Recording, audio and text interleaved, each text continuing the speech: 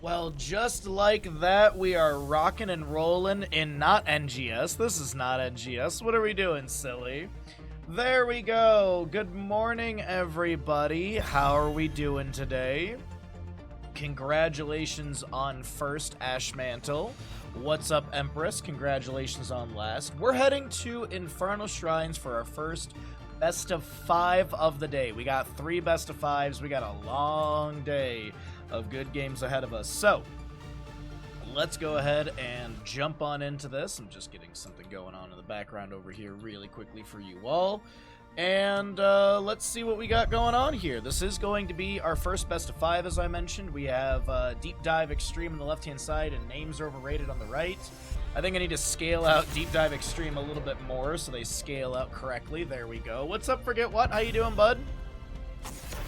Yes, we are here on this Sunday for the last chance qualifier for the Heroes 10th Anniversary Cup, and DeepDiveXtreme on the left, Names Are Overrated on the right. We're going to Infernal Shrines for map number 1. Let me just look here really quickly. So yes, DeepDiveXtreme banned away Battlefield of Eternity and Volskaya Foundry. Braxis Holdout and Sky Temple banned away by Names Are Overrated. As we're heading to Infernal Shrines, this will be first pick over to the side of Names Are Overrated and map choice of... Right? Map choice from DeepDiveXtreme? Sorry, I'm double checking names compared to Discord, but the in-game names are different than the Discord names, so either way, we figured it out. Infernal Shrines. This is standard Heroes of the Storm. No tournament shenanigans, no meta madness, no pre-banned heroes, no carryover bans. It is 90 heroes up and available, and we'll see if we get another Cho'Gall today, because that was really silly yesterday, the Cho'Gall that we got. Hogger, Whitemane banned away by DeepDiveXtreme. Names Are Overrated, get rid of the Lucio and the Diva, and first pick for Names Are Overrated will be the Junkrat. Here we go again. The Crusade calls. Not too surprised by the Junkrat priority. TV Coffee, the New Zealand player, I believe. It is important to distinguish between New Zealand and Australia. Let me make sure I have this right. It is, yes, New Zealand. Does love their Junkrat, so it's not too surprising. This is not the American TV Coffee. This is the New Zealand TV Coffee. We got a Blaze Anduin with that Junkrat on the side of Names Are Overrated. Chromie Johanna for DeepDiveXtreme. What's up, Walter? How you doing today, bud? Long day indeed. Yeah, 3 best of 5s. We have a potential 15 maps today, and you know me, chat. I'm all for 15 maps. I will lose my voice. You can already hear it's a little scratchy today, so we'll see how things unfold for us. But Muradin to be banned away as we get into our mid-ban phase on the right-hand side. Could look for a healer ban. Get rid of, like, Rhaegar or even Ana. Ana has been seeing a little bit more play since she was buffed in the most recent patch. Oh, I guess you could say buff. She had some changes in Biotic Grenade that are actually really nice. Her Shrike mode, excuse me, has a little bit of self-healing as well. But it's going to be Dahaka. They're going to get rid of the solo laner and the global factor. But on that note, you can still go into things like Falstad. Like, Falstad still, you know, gives you global factor, gives good Chromie value as well. Everything is better in New Zealand. In Australia, every animal wants to kill you. Isn't also New Zealand where they filmed Lord of the Rings? Wasn't, like, all of Lord of the Rings filmed in New Zealand? So that makes it even better as well. How you doing today, Zach? Leorc and Stukov, so we have the DIY Buried Alive with Entomb and Lurking Arm. Last pick can be flexed into really anything if they want to go into another Bruiser, or if they want to just pick up a mage, or not a mage, an auto attacker. On the right side, they still need a tank, and they'll grab a Nubarak with Sylvanas. I do like this quite a bit. Good initiation with a Nubarak, mobility with Sylvanas. Light Bomb targets are really good as well. You could technically Light Bomb Junkrat, and if he gets the Concussion Mind good, you know, you could do that combination, but probably going to be more of like a Blaze and Nubarak, maybe Sylvanas for that Light Bomb application. On the left side, though, what do they want to go into here? I don't hate the idea of the Falstad. You can go auto build, or you can go Q build with the spell armor debuff at 7, but Maiev will come through, and I actually like the Maiev a lot. It's very punitive to the enemy team that wants to step up, and I really do feel like DeepDiveXtreme's composition benefits in that sort of play style where names are overrated want to step up and try and find dive and burst value, and DeepDiveXtreme will just control the fight. So we'll see how it all works out. We got ourselves a game, and we're loaded on into map number 1.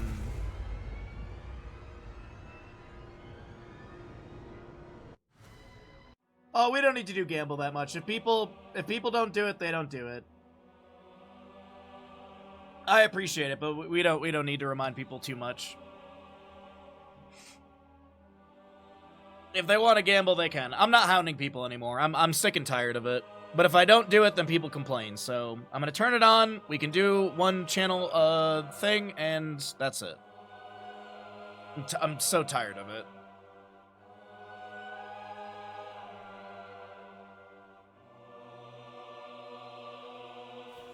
On the left-hand side, we have the members of DeepDiveXtreme.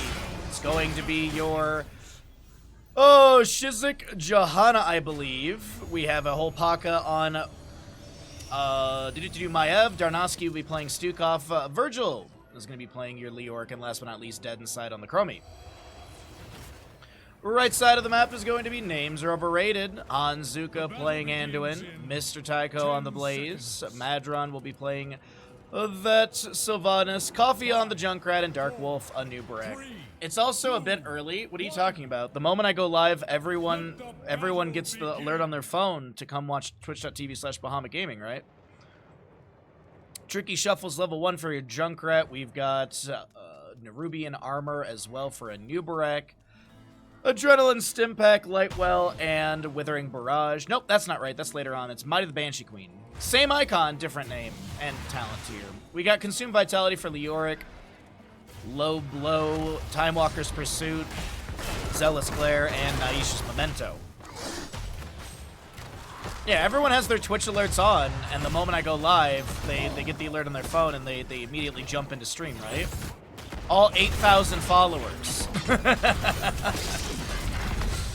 Load of pressure into the top lane right now. Blaze is trying to dissuade this Leoric and Maev, and they take a little bit of damage, but they also deal quite a bit into the forefront gate as Nubrek in mid lane lands the burrow charge into the Impale.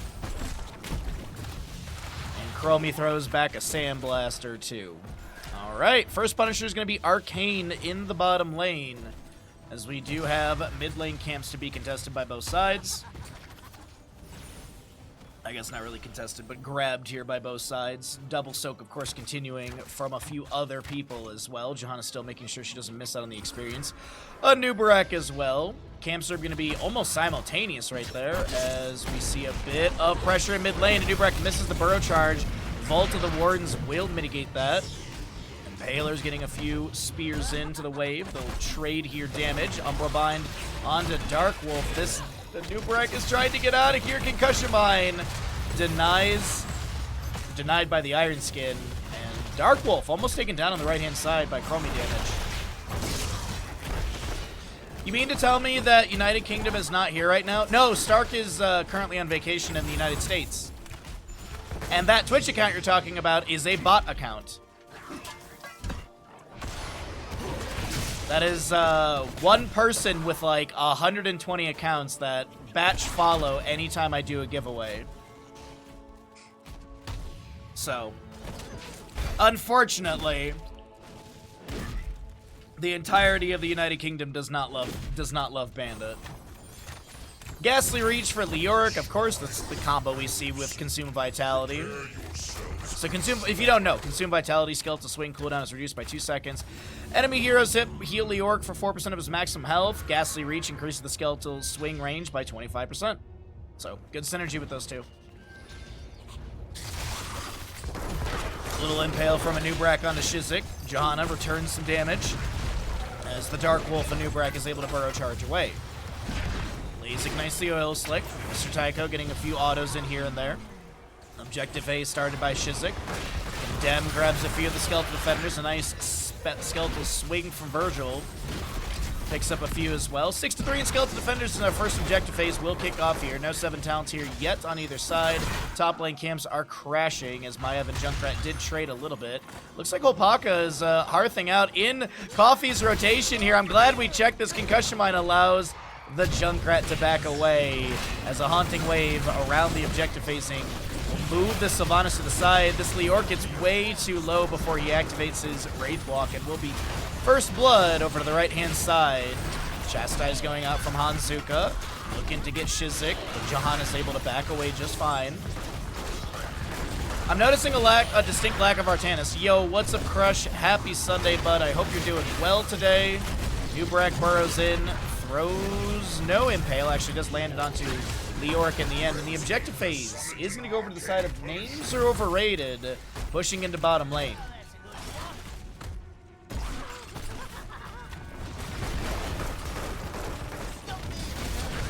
Concussion Mine blasts Johanna further away. Black Earth from Sylvanas is activated. Umbral Bind from Maiev in the flank. Leoric coming through as well, but he gets hit with a Steel Trap. Might have actually had the kill. Dark Wolf getting chased by Maiev. Leoric tries to add into that, but he's unable to close the distance onto the Sanubrak. As the Punisher's cleared away, getting some of the fort front wall. Some damage onto the fort, but no structure to be removed. Nice early morning games here this Sunday.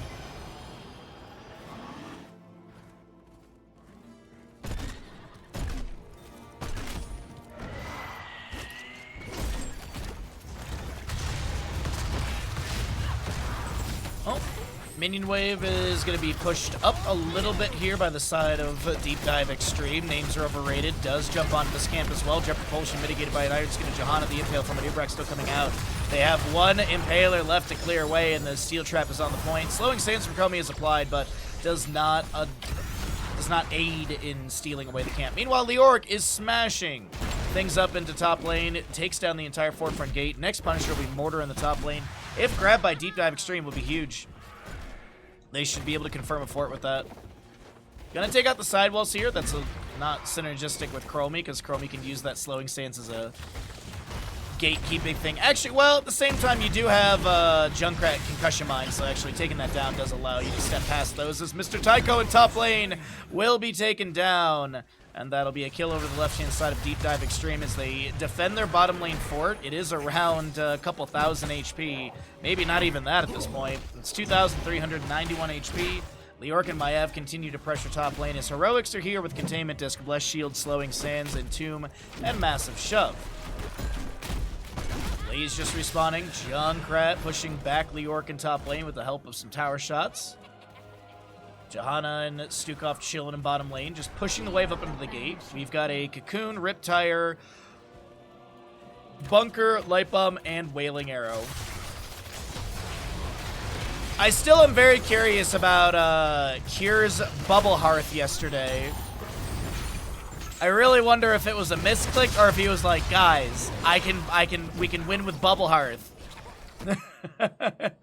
Yo, Yanthor, what's up, Rommel? Light breaks out. That's a good light bomb into Maiev. She goes down. Cocoon into the Chromie as they want to chase onto her further. Johanna will step up. Massive Shove doesn't get the push they're hoping for. Blaze Jet Propulsion is good. Lurking Arm to zone. Stasis utilized here, but I think it's just delaying out the inevitable as Nubrek lands the Burrow Charge immediately after Stasis ends. Virgil does go down, and it is going to be a triple kill over to the side of Names Are Overrated. As Nubrek steps up with Black Arrows to Sylvanas to take down bottom lane fort. Objective phase number 2 is going to be on the map, and we'll see what ends up being achieved here.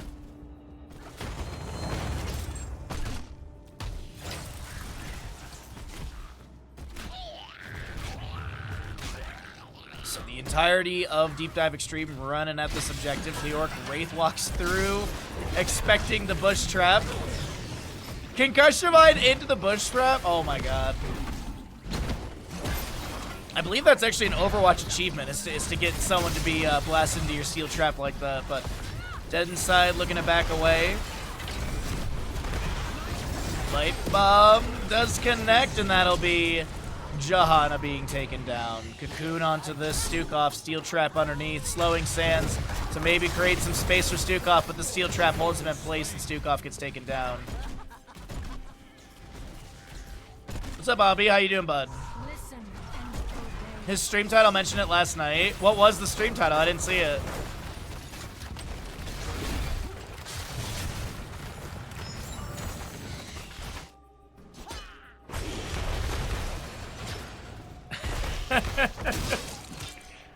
Was it just like Bubble Hearth 0% win rate? Oh man, 13 talent tiers almost here for both. Actually, it is here for both teams. We do have second Punisher going over the side of names are overrated. And DeepDiveXtreme, they had such good pressure into top lane, but those couple kills and it all kind of fell apart right there. Johanna eats the jump. Time Trap denies the damage in CC, slowing Sands to zone.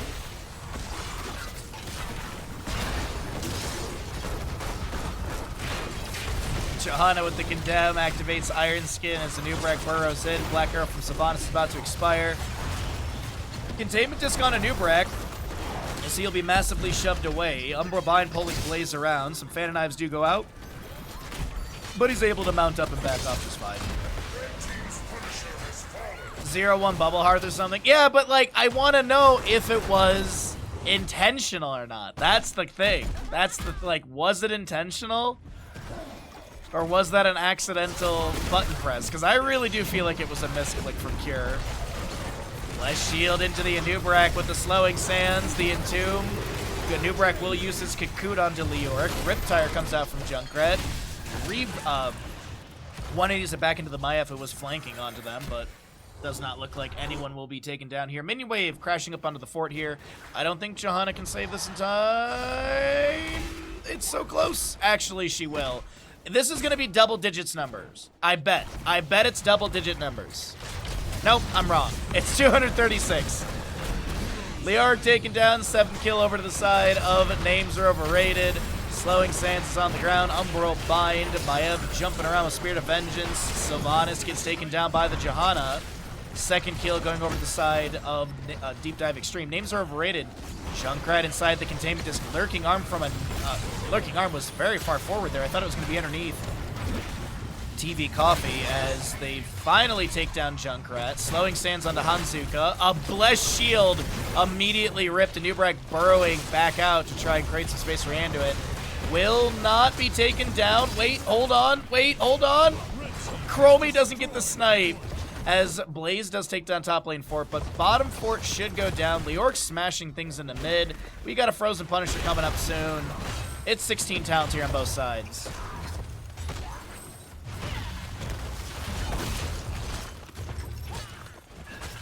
In CCL, every talent misclick was a secret genius build according to Reddit. I saw on Reddit that there was like a graph thing of like good design hero, bad to play against. Like they had like this whole like matrix things for like good and bad heroes and like design and stuff. And then so I've been seeing it every day, and I just keep looking at it and I go, this is so stupid.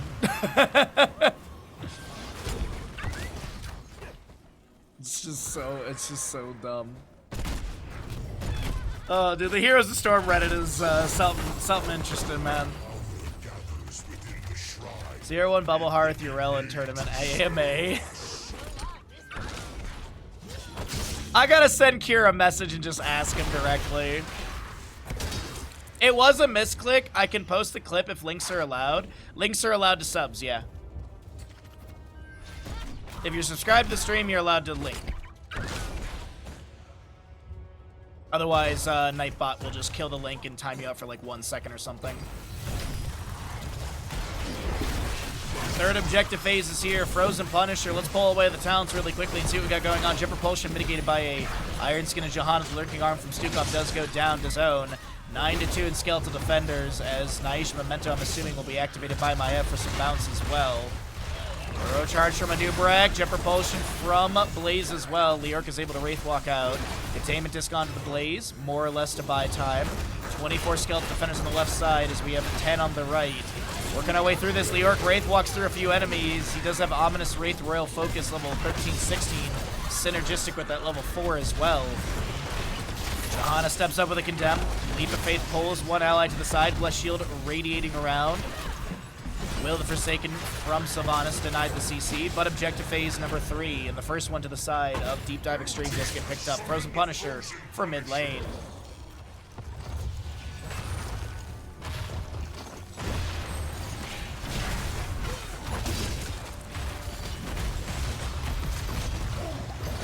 Alright, Frozen Punisher will take down mid lane fort. Moving on up into keep front gate. Unraveling level 20, by the way. Shizik is going to sidewall, look to step up with the Iron Skin active. Anubrek looking for a flank. Light Bomb applied. Containment disc onto him, but okay. Stukov gets deleted right there. Gonna have to check the death recap on that one because it seemed extremely fast. Dark Wolf taken down. Mr. Tycho left to safety. As they almost get the Blaze here. The Punisher about to expire. Does have the lockdown of the structure. Chromie gets hit with the Jet Propulsion. Times out, and Blaze is the one to fall. Entomb from Leoric. Somehow the Punisher is still alive, by the way. Chromie gets taken down. Punisher cleared away finally. Riptire clears out the wave, and the enemies have to back off as Leoric is going to take a few tower shots. Coffee gets the Concussion Mine activation. Umbral Bind onto him. And the mid keep does survive for the time being. 6 to 9 in kills, if we can get some nices for that one right there. Stukov took 1,891 damage in 0.6 seconds. Golly.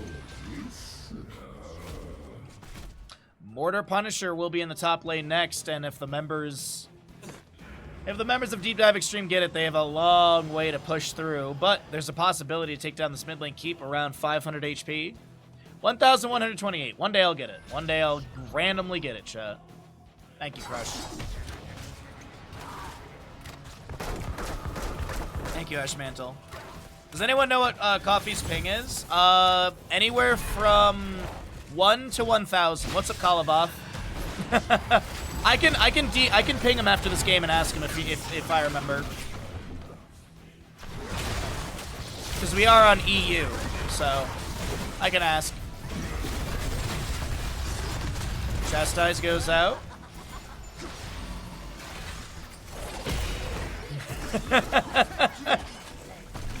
Take your ping and convert it from US dollar to Australian dollar.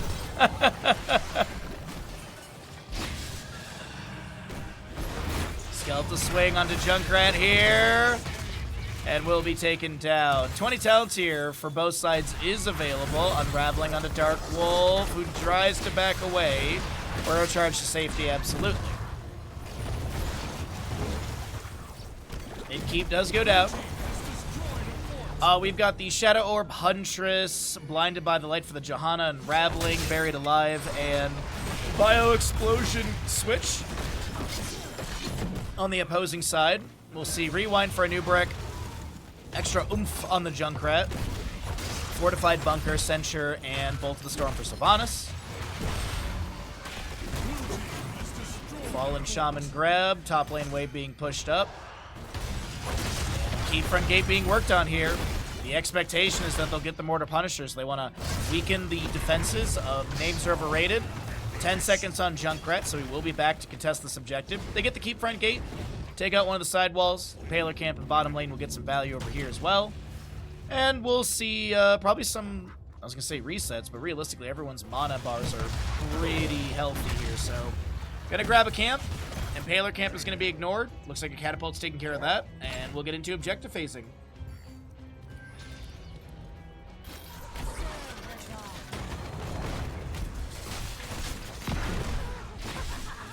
York Wraith walks in. Buried Alive is available.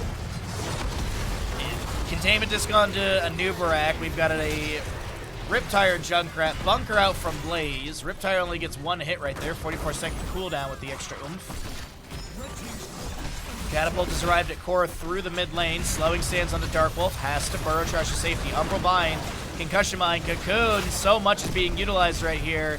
As Sylvanas did activate her Will the Forsaken to back away on the right-hand side. So that's a lot of damage into the York, but the massive shove creates enough space for him to float away. Looks like Leoric is going to go to objective phase and start that out.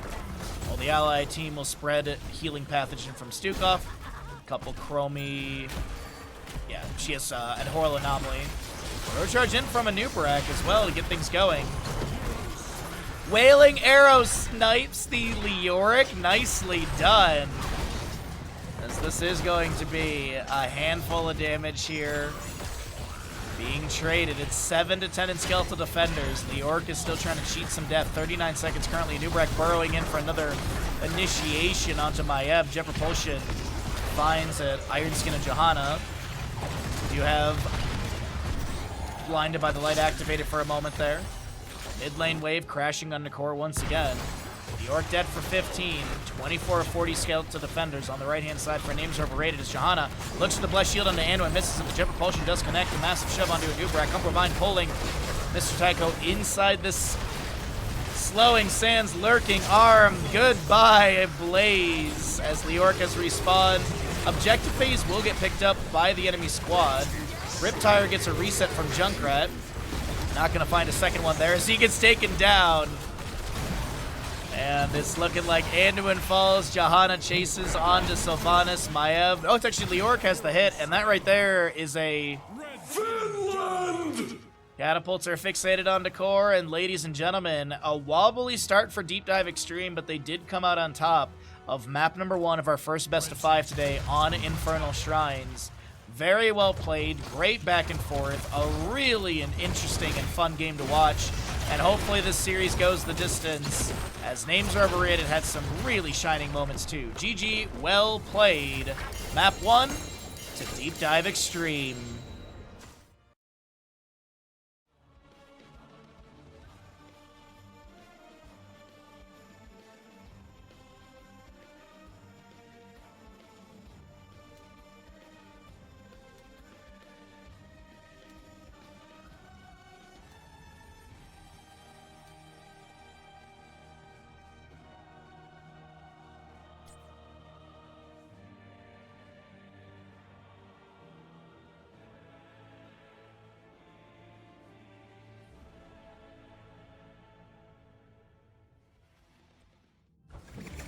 And just like that, we are ready to rock and roll into a second map of this best of 5 series here in the EU, the 10th anniversary EU Cup. And my name is Bahamut. On the left-hand side is DeepDiveXtreme.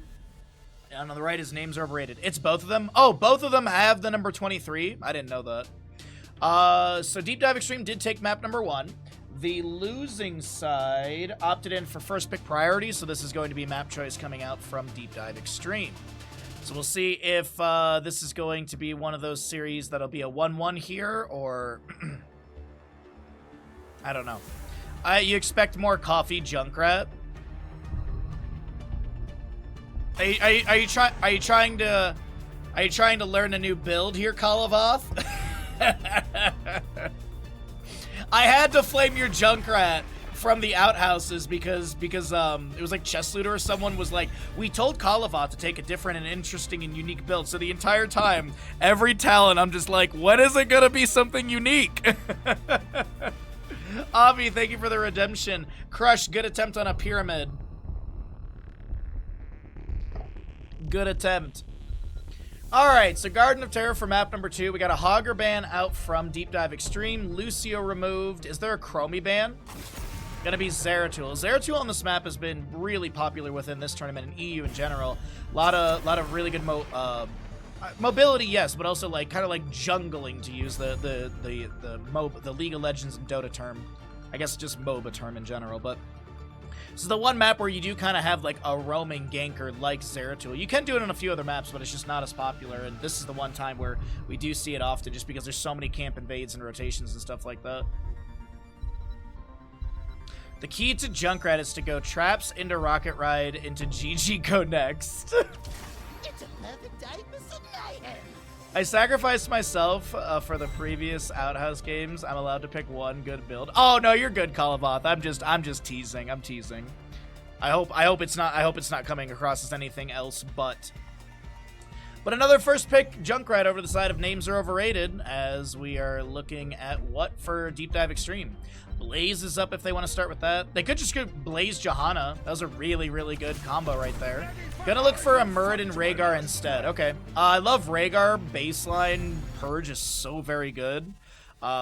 Purification level 7 is just an amazing talent as well. Muradin's a solid tank for this map. Mobility's good. CC out the gate. Cooldown reduction on your Stormbolt. Post level 10. You can get the level 4 for even more. Yo, what's up, Demon Grand? How you doing, bud? The key to Junkrat is to pick talents at random for maximum chaos. Oh, really, Empress? Today I learned. Oh, I forgot to watch the Cure clip that was posted in chat. Sorry about that. I was busy asking TV Coffee about his very low ping. Junkrat, Anduin, Dahaka. So we do get the Dahaka this time. It was, oh wait, no, the Blaze was on the side of names overrated. Sorry, I'm flipping things around. Apparently it's too early. I need more tea. So we do get this Dahaka on the right side. I was wondering if they would target the Anubarak. Not that it was like, oh my god, it was the best thing in the world, but Anubarak is good on this map. CC is strong. Overall, Cocoon is a good shutdown. Hiya, buddy. Hiya, buddy. How you doing today? Happy Sunday, my friend. Thanks for coming by and enjoying the games, and I hope the day is treating you well. And hopefully you're ready for 3 amazing best of 5s. We're in our first best of 5 in our second match. Blaze to be banned away. Alright. Do they consider a false stat on the side of DeepDiveXtreme just to have a global to match? Will they consider maybe an Abathur? This is a very good map for Abathur as well. Zeratul's been banned away. Abathur into Dahaka is kind of like a nice, there's some nice push potential with that one. We will get Sylvanas and Chen. Okay. Abathur's not off the table. They could just look at like a Gul'dan or Kael'thas Jaina, like, or Li Ming, like some sort of burst mage would work out really good here as well. Mr. Bandit, are you getting cozy? I got up early enough today, and I managed to take a shower, walk Bandit, and eat breakfast before today's stream. It's about... Oh, Crush! Crush, thanks for the gifted sub. Sorry about that. It's wet, slick, it's ready to go. Crush, thank you for the gifted sub to Demon. I appreciate that greatly. Thank you, bud.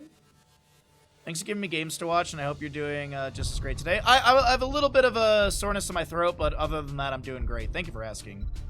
Hammer? Is it hammer time? Apparently not. Apparently it's ETC Tychus into Lost Vikings. Lost Vikings are solid on this map, honestly. Apparently it's not hammer time. We have not seen a hammer yet this weekend. Yeah, no hammer this weekend yet. There was a game when I thought we were going to get one. We did not. Either way, Lost Vikings will round up the draft. Let's get into it. Button.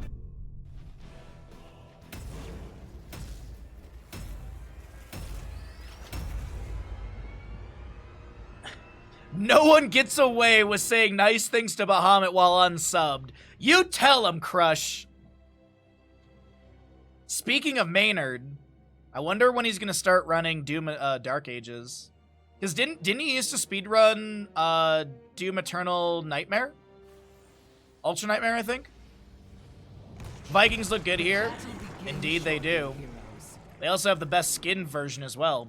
Left-hand side is going to be DeepDiveXtreme up in this best of 5 series with Hopaka playing Sylvanas, Virgil on your Chen, Darnus playing Rhaegar, Shizik is your main tank with Muradin, and you've got Olaf, Eric, and Baylog, the Lost Vikings, played by Dead Inside. The little huff with his mustache there was adorable. Right side of the map is going to be Names Are Overrated. Sorry, my mouse scroll is all busted right now, but either way, Names Are Overrated down in the series, looking to put one up on the board and make this best of 5 go the distance. We got Mr. Tycho on your Dahaka, Dark Wolf ETC, Hanzuka with Anduin, TV Coffee on your Junkrat, and last but not least, Madron playing Tychus. We got some level 1s, we'll talk about those in a moment. The fight in mid is breaking out. Shen gets blasted to the side with a beautiful concussion mine of TV Coffee. The staggering damage is going to be too much as Dahaka Dark Swarm confirms the kill. Chen does take down Chen because of the stagger stuff, but it was the Dark Swarm. So, we've got your Might of the Banshee Queen level 1. Oh, Muradin goes down in the rotation as well. Sorry, I missed that one there. Didn't even expect him to go down. Viking Bribery level 1 for the Lost Vikings. You've got a... what's the name of it? Freshest Ingredients for Chen, Colossal Totem on the Rhaegar, and Muradin with Third Wind.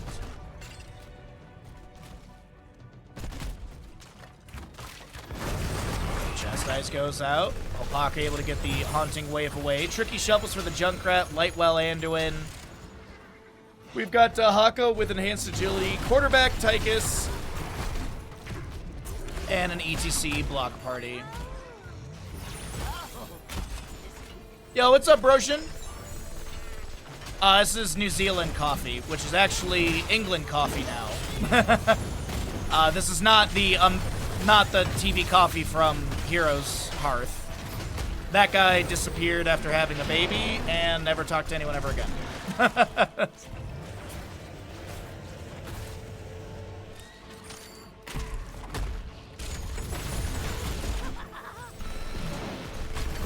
Chastise onto Muradin. Shizukita is going to be trying to back away, but the Dwarf Toss will not be enough and take him down. Well, Vikings continue to soak things out. It is starting to look like a level lead over to the members of Names Are Overrated. Good damage into this Chen. Beautiful cleanse from Rhaegar to deny the Concussion Mine displacement, and Junkrat backs away for a camp on the right side.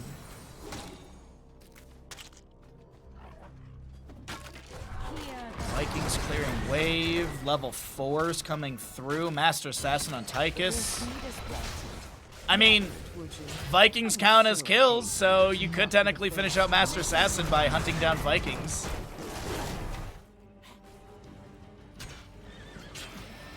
Eric the Swift, level 4, Reverberation. Things are looking pretty standard across the board. ETC did go Block Party level 1, so no Guitar Hero 1 for the level 7 Hammer-On synergy, but we'll see what goes on at level 7 for ETC. Did have a few changes in the most recent patches. Dahaka misses the drag right there. He still occasionally likes my retweets on Twitter. Oh, really? I literally have never heard from that dude since he literally disappeared. Lux Craving Box was a good call last night. Dude, it is one of the best deals in fast food these days. It really is. $7 for a burrito, a specialty item, and then like a little side thing and a drink. Like, that's what fast food used to be. Yeah, if you order online, you get like, if you order online, the digital one, you get more options for the Lux box. Because like the baseline doesn't have the like cheesy Fiesta potatoes. So, $7, man, very worth it. Darnus is getting low, will not be taken down. Chen looking to jump in here. Does have that elusive brawler level 7. We got Junkrat getting the 2nd seed.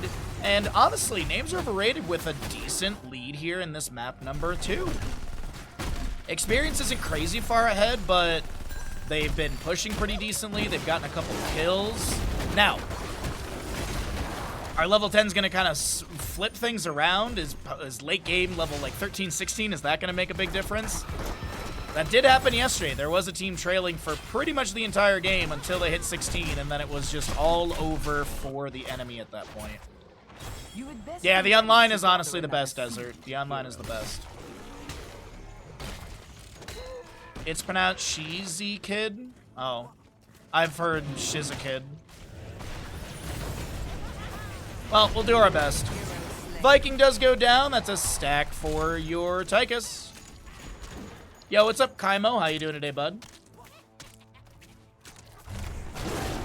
Black Arrow from Sylvanas activated on the top lane fort. Mr. Tycho is going to be pressured. Drag lands onto Rhaegar. Stormbolt back into him.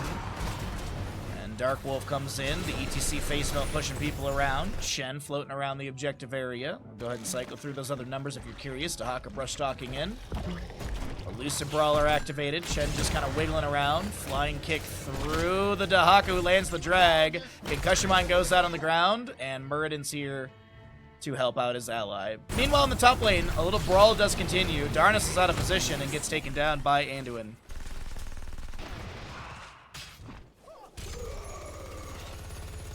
Hero slain. How old is HoTS? The game feels old. It's almost like we're doing a 10th anniversary tournament.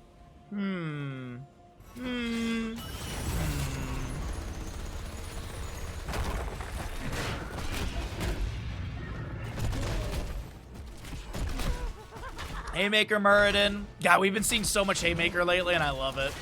Haymaker Muradin, Ancestral, Wandering Keg, Play Again, and Wailing Arrow.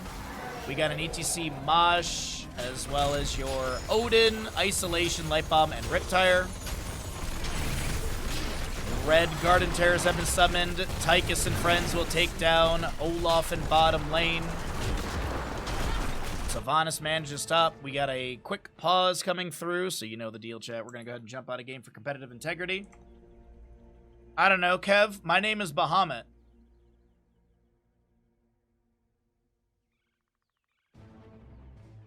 Maybe we can siege top with the 20. That keep is low. We can. Come on. We can even seal their hearts first. It's up. Let's do that with 20. We're 20 coins away though. Seal their hearts. Do I get better blessed, or what do we need to say? Yeah, better blessed, yeah. Oh, I misclicked. Don't stack for a. Sorry about that. Sorry. Oh man, sorry. I remember that clip got sent to us, so I needed to see. I love how they're just talking, and literally he like casually picks the talent, and then there's that immediate like he hits the control button like, wait, oh, I took Bubble Hearth.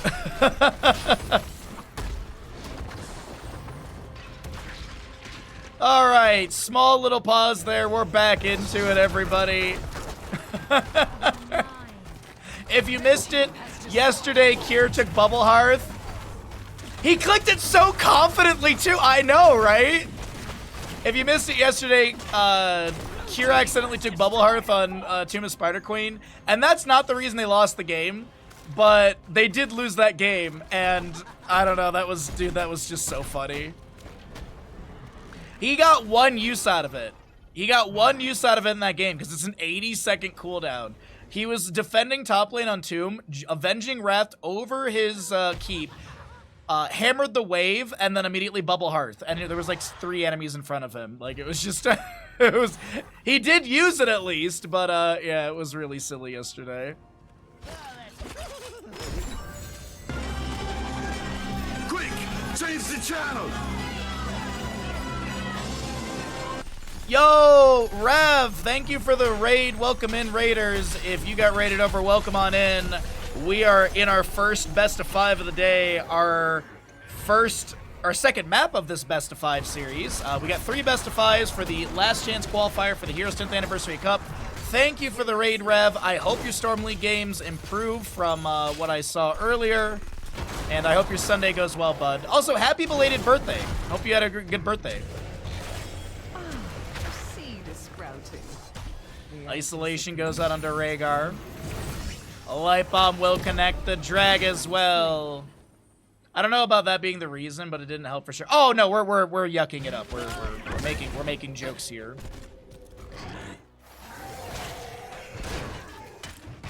There was a lot of other factors for them losing that game, but Bubble Hearth definitely did not help.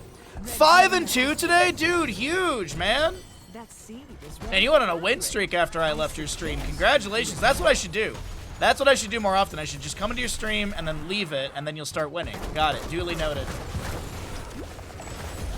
Stormbolt from Muradin connecting onto ETC, who power slides in. Concussion Mine will not push Muradin into the enemy team. Gets blasted away, and he moves off to safety. All right. Wailing Arrow was using that engagement. We did talk about all of our heroics. We do have 13s coming through on this map number 2 best of 5 series. Muradin Dwarf tossing in, the Viking trying to delay things out a little bit. Haymaker onto Mr. Tycho, activates Essence. Flying kick in, Totem goes down. Dahaka delays out the inevitable with a Lurker Strain as the ally team does not rotate in quick enough. 1-6 in kills, as that was the first kill for DeepDiveXtreme in this best of 5.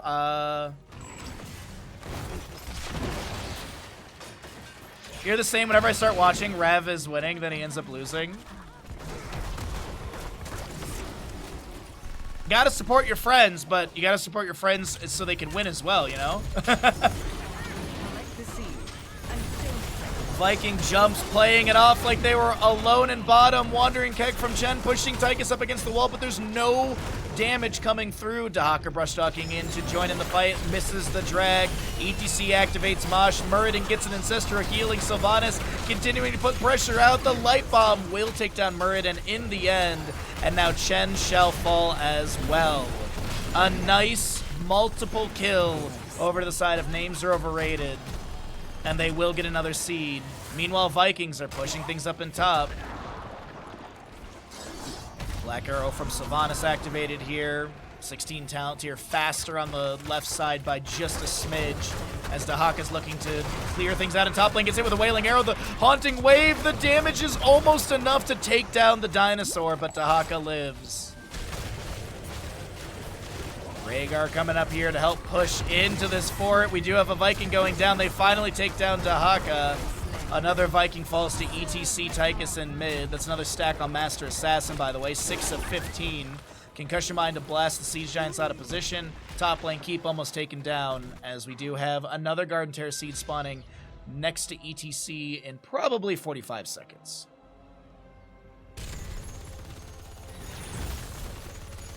Seven kill difference, though. My gosh. 61 regeneration globes for the Vikings.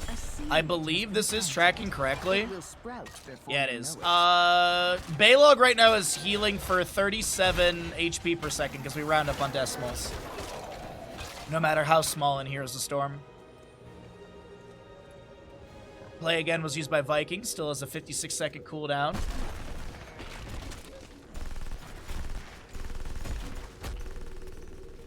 Camps popping around the map. And objective phases here. Could be a second objective spawn for names are overrated. We do have a couple enemies floating in the bushes just around. Concussion Mine in above. ETC face melt pushes back the Ched. Dead inside will lose a Viking. As bottom and mid are being pushed out by Vikings as well. Sylvanas, yeah, the enemy team gets zoned here. They lose a Viking and they gotta leave. Makes complete sense. Looks like they're not going to continue to defend. Uh-oh, ETC, that's a really good Will of the Forsaken from Sylvanas, anticipating that mosh. Haymaker pushes back the Dahaka, the Wandering Keg from Chen, maneuvering Tychus Odin down a little bit, but they still are able to dash back up and get into this lane. Good Stormbolt from Muradin. Mid-fort will fall here. Vikings managing top and bottom. They're going to chase into bottom lane as the wave is pushed up a bit. Viking jump. We also have one Siege Giant Catapult. Good Concussion Mine takes down another Viking. 9-2 in kills. Bottom lane keep is being assailed by the side of names overrated. ETC power sliding in, but no mosh pit available for another 63 seconds. Sylvanas does go down. Flying kick in from Chen. Leap of Fate to pull Tychus to safety. Garden Terror in bottom lane. Around 25% HP. Is going to be able to take down this keep. They're playing to the far side of the keep. They want core. Names are overrated are going for core. They have Sylvanas dead, or the enemy has Sylvanas dead for the next 40-some seconds. Play again from Vikings on the right. Coffee gets hit with a Stormbolt Haymaker. Concussion Mine to get over to the allies. We do have a Riptire from Junkrat almost taking down the Vikings. Oh, the Viking murder is coming through. Junkrat does fall. Tychus at 13 of 15 stacks. The core shielding is dropping. Vikings have no play again. It's a Chen Muradin to defend this. And chat, I can't believe it. This best of 5 series, blessed by Rav's raid, is gonna go to a 1-1 score.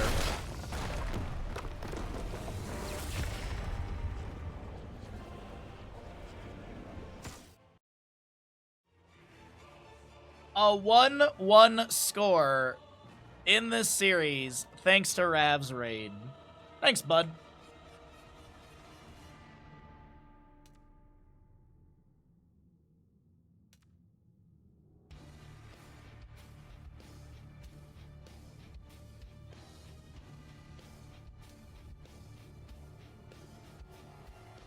Tychus didn't even die for the core. Okay, all right. Names are overrated. Did win. There you go. Payout.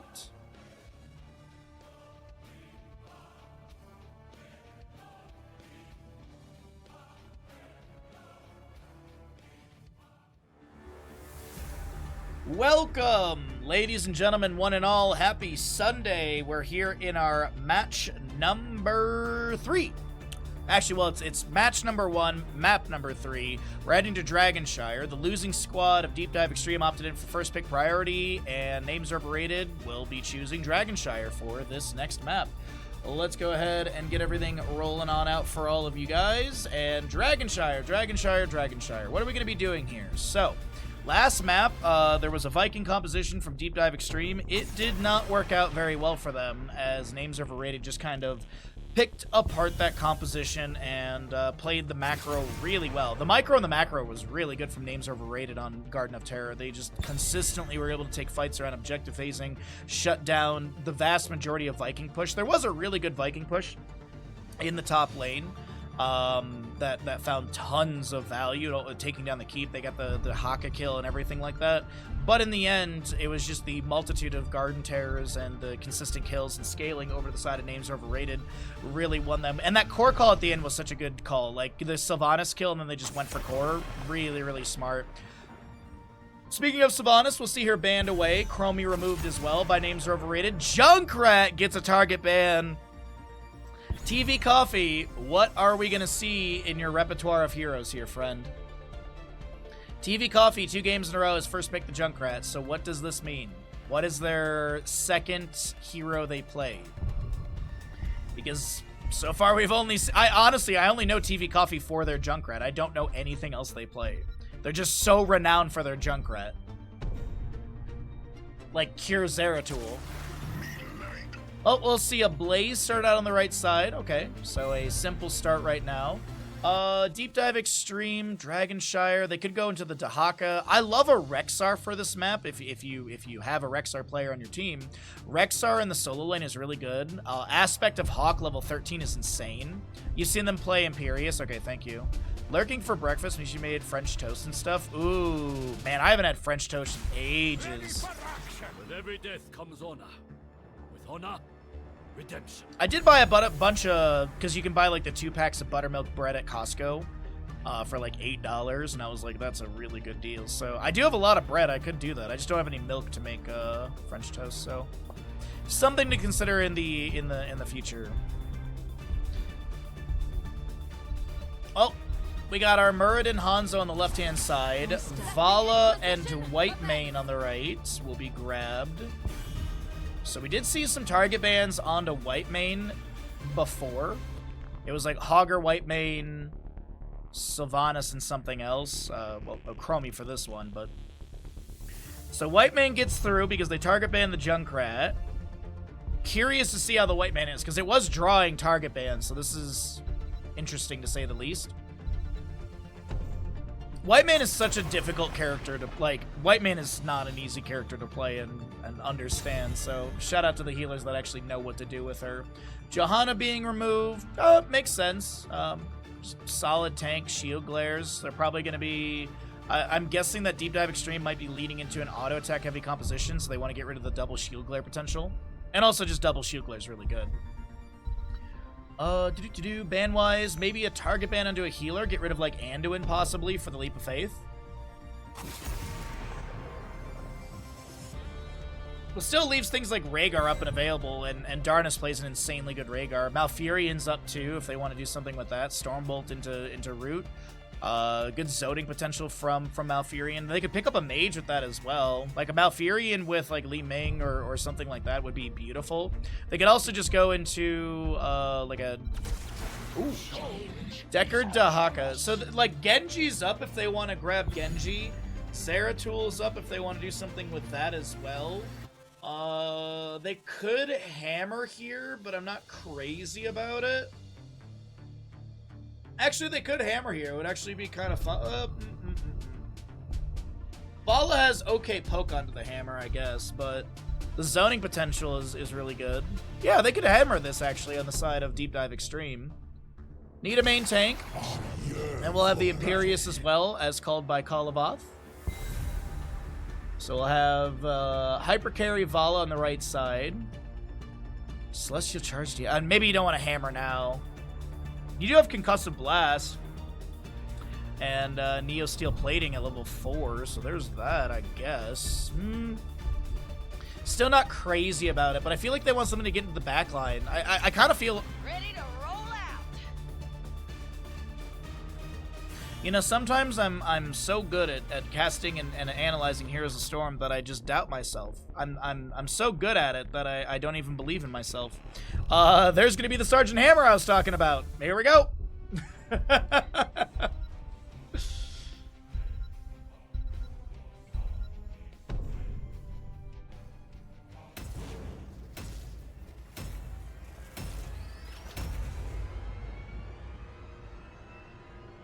Would you look at that?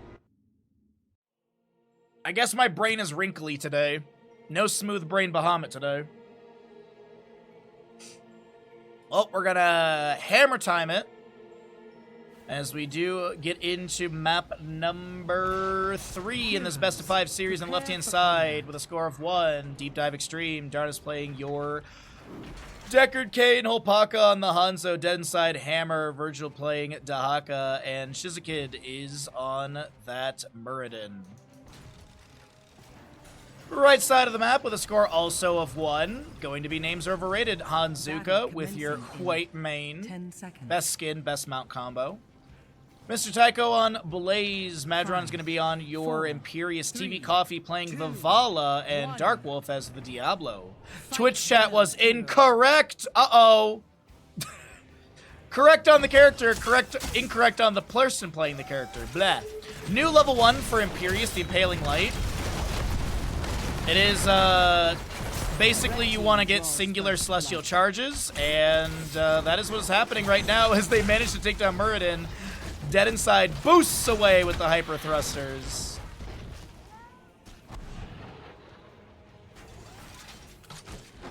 And this is, yeah. So Celestial Charge, Impaling Light, as I mentioned, was the level 1 pickup and did get changes. So Celestial Charge deals 180% more damage to heroes, reduced by 20% for each additional hero hit. For each Valor's brand on the target when Celestial Charge's stun completes, reduce its cooldown by 1. So you don't want to auto attack.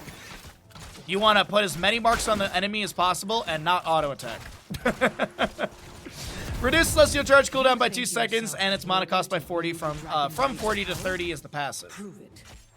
Simple Geometry Hanzo, we have got a Sapphire Deckard Kane, so that when applied will increase the slow by 30% to a 65% slow. Sergeant Hammer with the Ambush level 1, we've got a Muradin Dwarf Block and Dahaka Enhanced Agility. Feast on Fear, Diablo. Pity the Frail, White Mane, Adrenaline Stimpack for the Blaze, and Vala's going to go auto attack build with Krita the Hunter. Capture the shrines. Inherit the dragon. Camps on the right and left will be traded here. All I know from Chess Looter is Imperious is poo-poo now.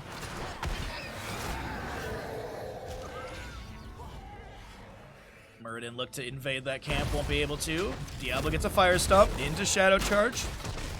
Vala TV Coffee gets hit with a Stormbolt as Muradin backs away just fine. Top lane waves are going to be crashing. Level 4s are here for both. We're going to see the Entrenched for Sergeant, or the Barricade, excuse me, for the Sergeant Hammer. Stormbolt misses Dahaka, or no, can't hit your own teammate, sorry. It was looking apparently for the Blaze on that one. Completely misread that. In bottom lane, Imperious is putting some pressure on to Sergeant Hammer. What's up, Lone Traveler? Thanks for the follow, bud. Dahaka will hold top lane for the time being. We got Diablo, Vala, White Mane in mid. Potion of Shielding for your Deckard Kane, Reverberation. You got your Sacrificial Soul for the Diablo. Celestial Charge in. Barricade, yeah. Reduce Concussive Blast cooldown by 4 seconds. Its mana cost by 40. And when cast, create an impassable wall in front of Sergeant Hammer for 4 seconds. Yeah. I don't think it's crazy.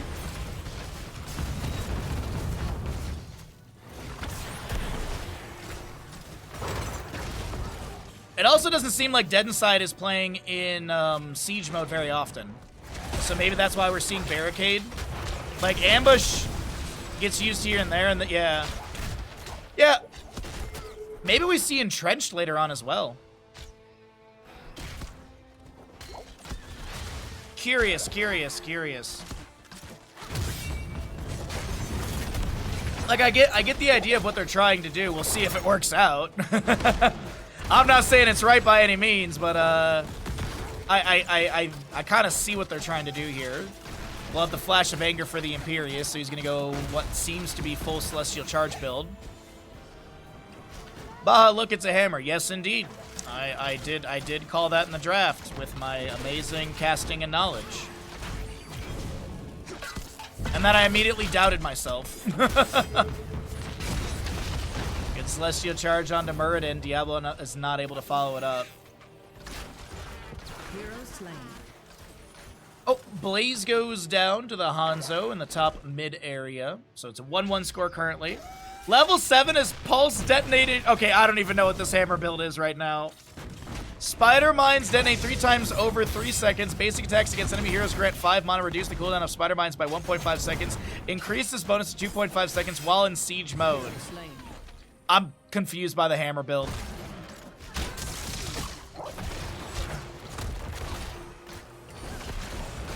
Justin and I, one time, we did, please try this at home. We did Abathur Mine build with a Sergeant Hammer Mine build. And there was a random Deathwing player and saw what we were doing in the game and literally baited someone to follow Deathwing, low health pool, into all of our mines that we placed. It was absolutely gorgeous, beautiful. It was a work of art. Well, we'll see what this is gonna unfold into, but first Dragon into the game does go over the side of Names Are Overrated, and Sergeant Hammer will be kicked away by the Dragonite. As it is Vala inside, Blaze, Diablo, White Man in top, Imperius in the bottom lane. Fort front gate and mid gets opened up as Imperius pushes things up in bottom. Decent minion wave here as well.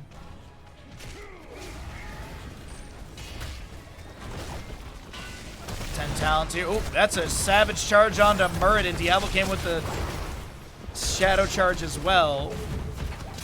Interesting. Dahaka brushstocks in over here. Dragonite will expire. Vala vaults to the side. Diablo's full on soul. No, he's actually post level 10, so he just has reduced soul consumption. He's already full on soul. Celestial charge misses because of the shadow charge of Diablo.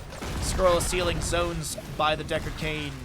And that's all we're going to be seeing right there. 1 stack of Rain of Vengeance was used. Wrath of Angiris. We'll see the Scarlet Aegis, Bunker, and Apocalypse. Yo, what's up, Bag? Good to see you, bud.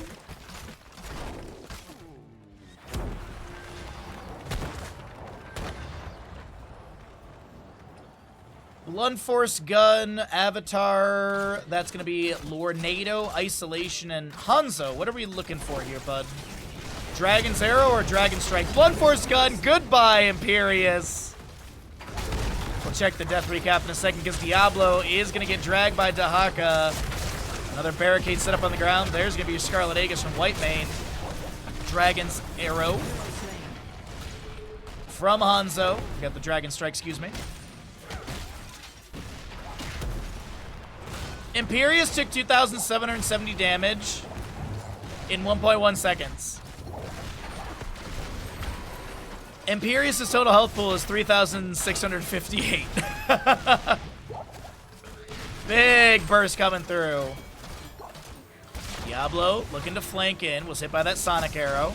Another chance to prove yourself. Do you have the Shadow Charge into Celestial Charge? Muradin does go down 3-3 in kills.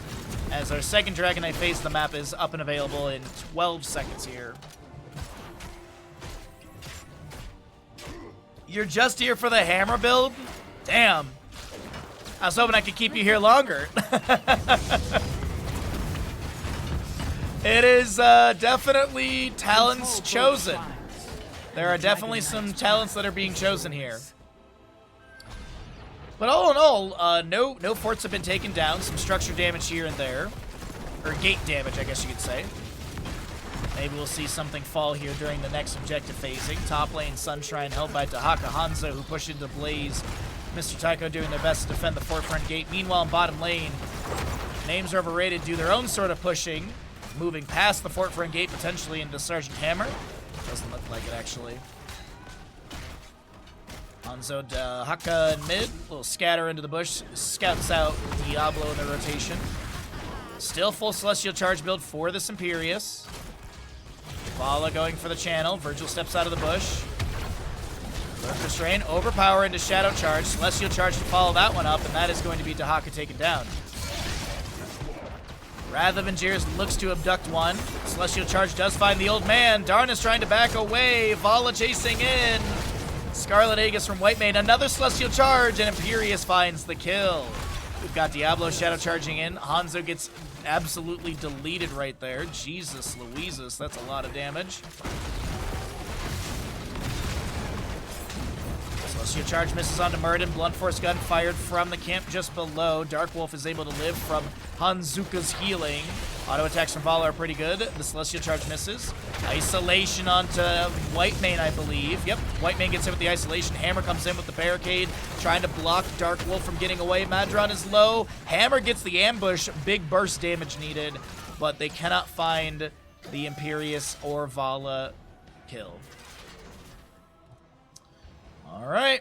Diablo Souls were consumed. He's going to respawn here. 2 of 5 stacks on Devastating Charge. It is going to be Tactical Mine Deployment at level 13 while moving while Thrusters is active, the Z. Leaves a trail of up to 5 Spider Mines. Additionally, increase the slow of Spider Mines by 15%.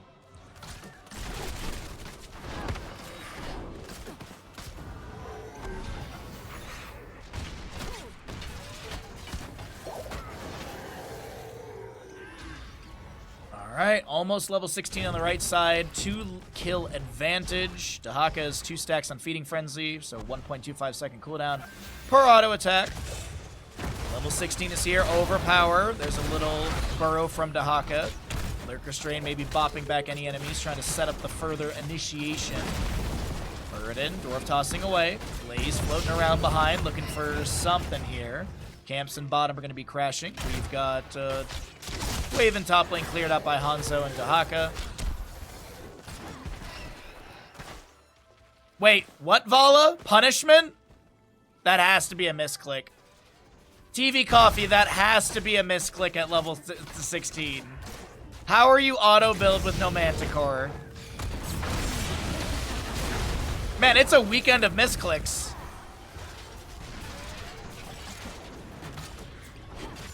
Hammer leaving those spider mines down with the level 13 right there. Throws in a couple more as well. Vala trying to get those auto attacks in and keeping the hatred stacks going. Muradin fishing for a flank. Dahaka's just here as well. No 16, but still looking for something. Dwarf toss onto the point as Blaze holds top lane. Hanzo's rotated down to the allies as well. Punishment at 16. Manticore is for small brain gamers. Well, don't they say that the smaller the brain, the more intellectual you are? Like, isn't it like bigger the brain is worse, actually?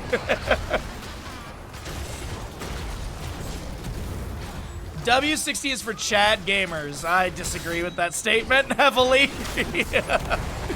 Apocalypse, Shadow Charge, Diablo gets stunned out, the Blunt Force Gun gets fired back, Celestial Charge finds 2, Imperious goes for the Wrath of Angiers, interrupted by a Herodric Bonk, and then a follow-up Stormbolt from Muradin, who does get his avatar activated. Do you know how many more kills they would have had if they had Manticore in that fight? Yo, what's up, Lard? Ahoy, ahoy. Are you ready for some Archipelago suffering tomorrow? Shadow Charge in, Celestial Charge misses, Scroll of Sealing finds 1 or 2. That's going to be Lornado from Decker Kane to create some space. Vala looks to step up. Manticore would have got the kill, just saying. Vala does get taken down. Wrath of Angiers to actually back away, I believe. Oh, dude, Hanzuka on the Whitemane, I'm seeing why it was target banned in the first 2 maps. It's making sense why Hanzuka was getting a target ban on that Whitemane. Looking at healing, sorry, stats. A little bit less than Deckard, but I mean it's Whitemane, so it's a different sort of healing. Definitely understanding why Hanzuka had this target ban against them. Vala did die, by the way. That was her first death, so she's down to 20% on the bonus attack speed. True Suffering is next week. This Monday is nice. Oh, I mean, I'm playing Dark Souls 3, so, you know, Suffering.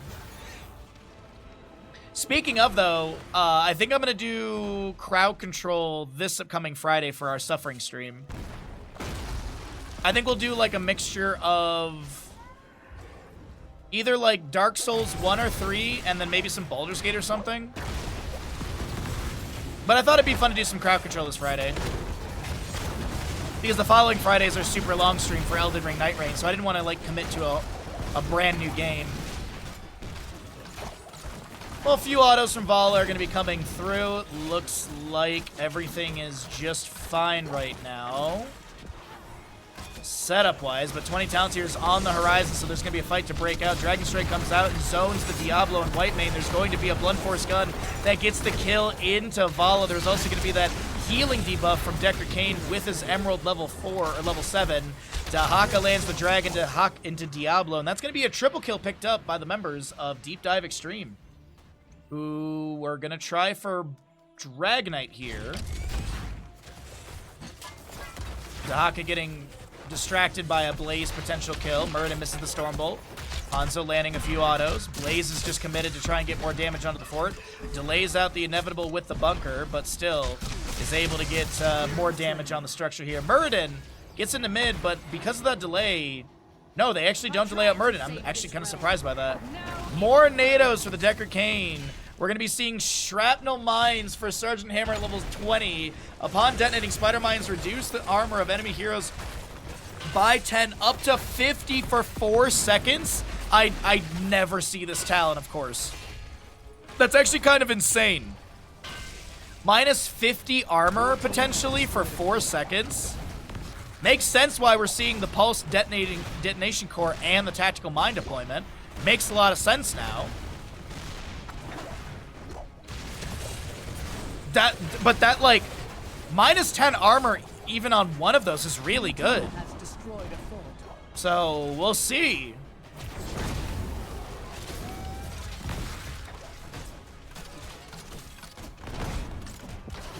We'll see if it works out for them. All forts have been taken down. 20 talents here on both sides. The Dragon Awakens, by the way, for Hanzo. Hellgate Diablo. Farflight Quiver on the Vala. Impervious for the Imperious. And Scarlet Crusade, as well as your Fortified Bunker on the Blaze. Dragon Strike forces out the bunker. Diablo tries to Shadow Charge through. Has to use the Hellgate to back away. Scarlet Crusade gets activated as well. And there was a Lornado somewhere in all of that, as I do see one charge expired. Expended, excuse me.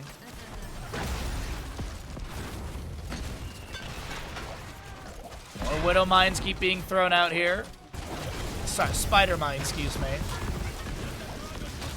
Another Dragon Strike from Hanzo across this disengaged path as Diablo tries to back away. Will be able to do so. The Celestial Charge coming in onto the Dahaka. A huge Apocalypse activation. Dahaka enhanced agility is completed. Wrath of Majirs pulls Dahaka out of position as the Ancient Blessings comes out from Deckard Cain. Diablo, Vala all go down. Whitemane falls as well.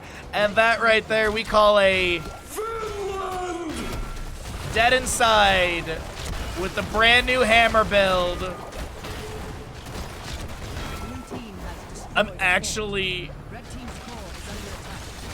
I'm so blown away by this, but DeepDiveXtreme, they played a real fun game number 3 here, and this best of 5 series continues with DeepDiveXtreme taking the lead. Isolation, I don't know where that was going, Virgil Bud. I think they were just blowing it just to blow it. Yep. Scroll bounce. I can't wait to get my new mouse from Corsair.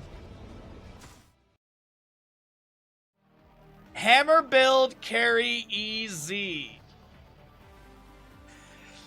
Oh, man. Alright, chat. Sprint to Reddit to post about the build. And then get downvoted to oblivion because you're not saying what Reddit likes to hear.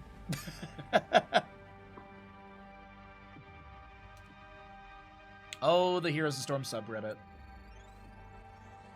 DeepDiveXtreme did take that game. There you go, the Twitch gamble paid. Hello. Alright, now we are in the draft for map number 4 in our first best of 5 of the day. This is our first best of 5. We still have 2 more, everybody. And we're in map number 4. Names are overrated on the right side, looking to take us to that map 5. And this is, by the way, for those that don't know, this is the last chance qualifier for the 10th anniversary EU Cup. And Last Chance Qualifier is single elimination bracket, so there's no lower bracket to drop down into and try again or anything like that. This is the last chance for you to qualify. Yesterday, we crowned one team for the playoffs. They confirmed their victory after a map 5. Yesterday's games were great. Little internet hiccup, but knock on wood, we don't see its ugly face today. We do have this best of 3, or best of 5. Then another best of 5. The winner of this and the winner of the other best of 5 will be our final best of 5 of the day. And that'll be determining the 6th and final team going to the playoffs. So that's kind of what's going on right now. That's kind of what's going on right now for the Last Chance Qualifier. No tournament shenanigans, no meta madness, no bans carried over. 90 heroes available for every map, and we'll see what we got going on here as Hogger and Lucy will be banned away. I have no ads. I think someone gifted me a sub. Yeah, Ballsy, you've got a little beard next to your name. Welcome to the Bahamuts. Enjoy your ad-free viewing, amazing subs, or amazing emotes, and hanging out in the best place to watch Here's the Storm. Zeratul target banned, Lucio Hogger. Junkrat gets another ban as well. Alright, so TV Coffee having to play something other than their Junkrat. Alrighty, so what is our first pick going to be on the side of Names Overrated? They did lose the previous map, so they opted in for that first pick priority, giving map choice over to DeepDiveXtreme. And in Curse Hollow, we're going to prioritize the Dahaka with the Mastery skin as well. Alrighty, ads have finished out. Thank you all for your patience during the extra block of ads. While we had the DC and the lobby being remade, I might as well try and get ahead of the ad blockage there. So we're nice and ahead, which is awesome. The big thing is just making sure ads don't fall into the casted content. I don't want you guys to miss out on any of the major content. But you guys, you know, those that did get ads, you missed out on a couple bans. The Hogger, Junkrat, Lucio, Zeratul. First pick Dahaka on the side of Names Overrated. Blaze, Brightwing for the left. With the Dahaka, what are they going to prioritize? Hanzo is really good for this map. They're going to go for a different archer with Sylvanas and Muradin. Really good start to the draft on the right side. They still need a healer, and they can flex their last spot whatever they want. They could go into another bruiser. They could pick up a mage. They could go into an auto attacker. The world is theirs. So at this point, it's maybe getting rid of a healer you don't want to deal with. It's your birthday as well. Happy birthday, bud. I hope it's great. I hope you have a wonderful year, and cheers to health and good fortune. Happy birthday. Anduin will be banned away on the left-hand side. We have got maybe a tank ban here. Nubarak wouldn't be a bad ban. Garrosh isn't too awful. Diablo could be a target as well because they are a little divey. Those are options, but what is it actually? It's going to be Chromie. Okay. They don't want to deal with the Chromie again. That's fair.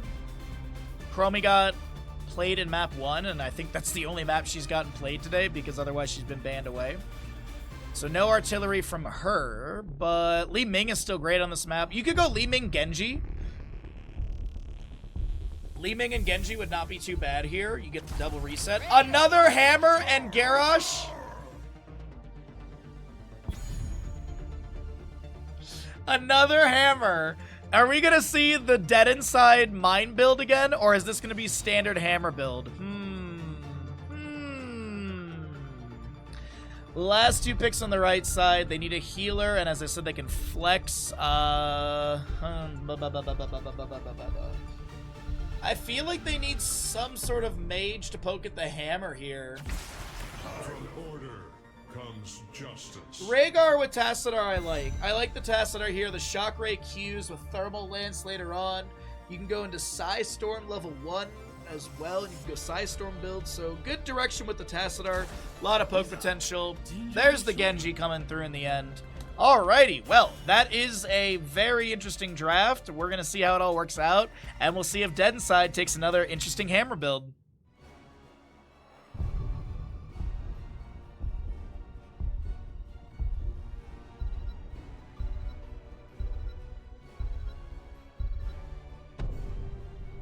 Alright, Curse Hollow is loading on up right now. Let's see what we got going on here for map number 4. And if you're having a good time here, if you got rated over from Rav, if you have discovered our channel, be sure to drop a follow. It costs you $0, helps us grow the channel, helps us hit our our follower goal. We're trying to hit 8,000 followers plus, so every little bit helps us out, and thanks for being here. Left side of the map is going to be DeepDiveXtreme, one map away from going into the best of 5 grand finals today. Darnus on your right wing. You got a Hopaka, Genji, Virgil, Blaze, Dead Inside Hammer, and Shizakid is your Garrosh.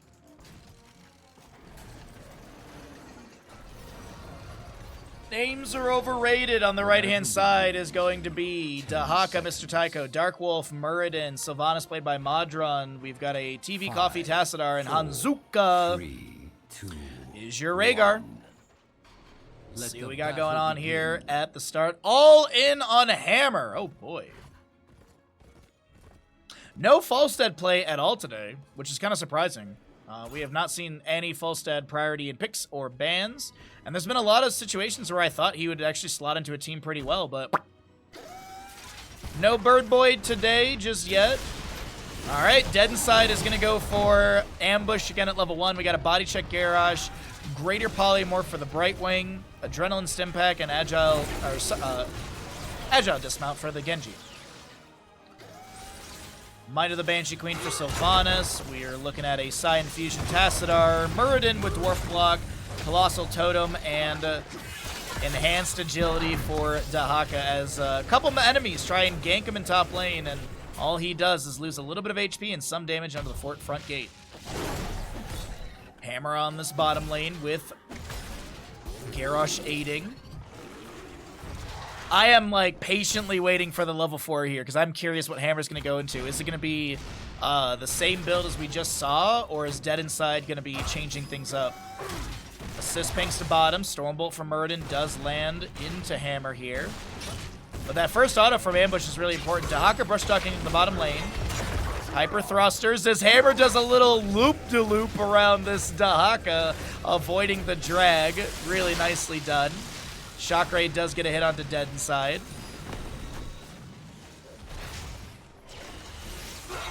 Groundbreaker onto Tassadar.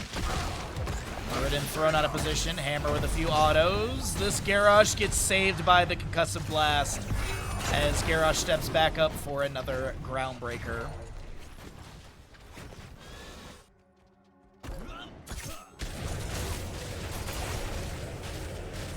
Two seconds too late. Well,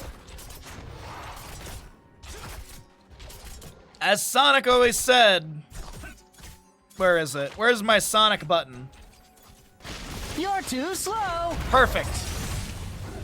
Force Wall from Tassadar. Muradin gets thrown back over by the Hammer, who is going to look to back away. Does get a couple autos into the enemy team here, as Garrosh is healing up a little bit with some Bloodthirst. Shurikens from Genji at his left. Oh, wait, Hopaka. What? 213 HP. Sylvanas does go down.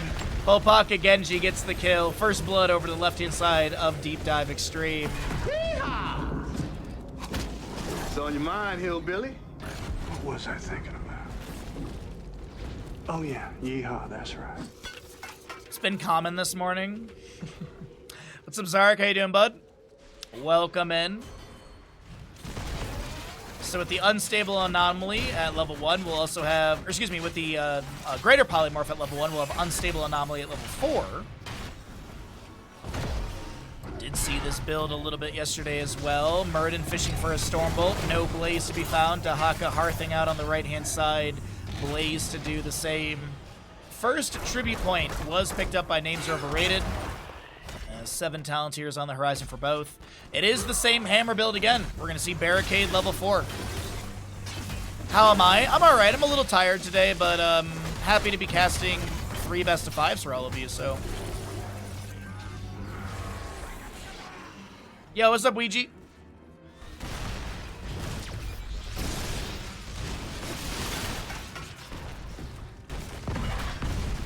Couple autos from Muradin coming through. He tries to dwarf toss to safety. Garrosh gets the toss. The phase shift from Brightwing will not come through in time. And Muradin does go down. A second kill over to the side of DeepDiveXtreme. as they rain in shells and spit through mids. Sorry, the Brightwing. Dahak in bottom lane pushing things in. It's okay, Sonic, because Shadow is the cool hedgehog, Kappa.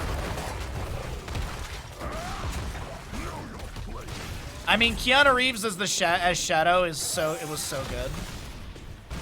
If you didn't see the third Sonic movie, if you haven't seen any of the Sonic movies, go watch them. They're so good. I can't say anything about the Knuckles TV show, but the 3 movies were absolutely a blast. My 60-something-year-old immigrant parents from Romania love the Sonic movies, and if they love it, you will. That's my logic. Good Stormbolt into Holpaku, who's trying to get some Shuriken stacks right there. 26 of the 60. We do have the Pulse Detonation Core for that Sergeant Hammer again.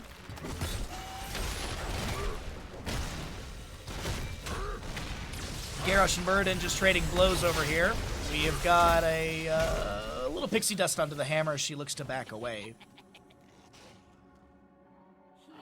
Shall we see who gathers enough tribute? I was like, Sylvanas has possession, doesn't she? Because that's the voice line for it. So she stole a couple minions there from Blaze. Our third objective is here. We got Heroics on the left-hand side. Oh, Brightwing with Peekaboo level 7, actually. Okay. Been seeing Soothing Mist level 7 upgrade. X-Strike for Genji, Blunt Force Gun. We got a Bunker, Warlord Challenge, and Blink Heal. X-Strike as a disengage tool right there.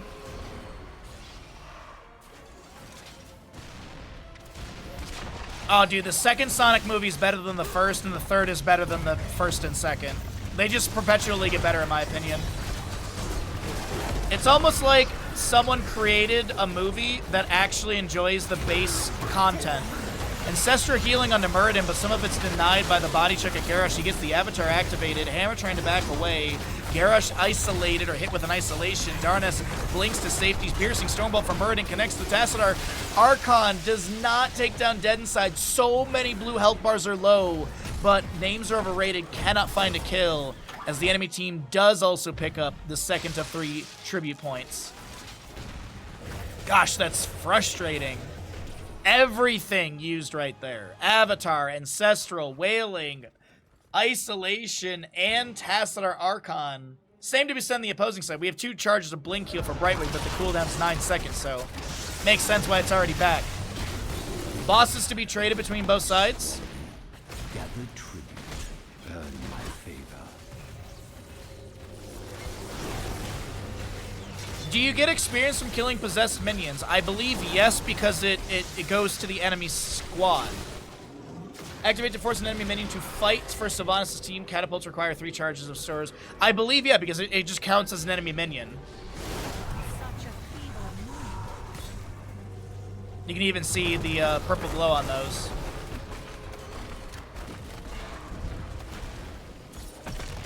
Couple shurikens from Genji poking here and there. Coffee delayed. 41 stacks for Genji. Does use his deflect right there. Went into Cyber Shield at level 7. Coffee trying to get the channel. Genji will not go in for another delay. Boston top lane working on this fort. Boston bottom lane with the Hammer Brightwing will confirm fort.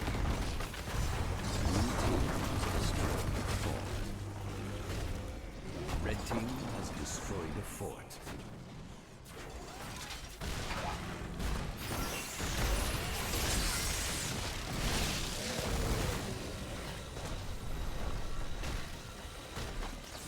A couple autos onto the key front gate from Boss here. We've got Boss in top lane to do the same. Phase shift from Brightwing doesn't come through as they use the... Did the Blunt Force gun even get damage? It actually did. The BFG was the killing factor there. I thought they already killed Muradin, but hey, no. Blunt Force gun actually found the 300-ish damage needed. You can experience from converting, and the enemy doesn't get it from killing. Get any from killing. There you go. There you go.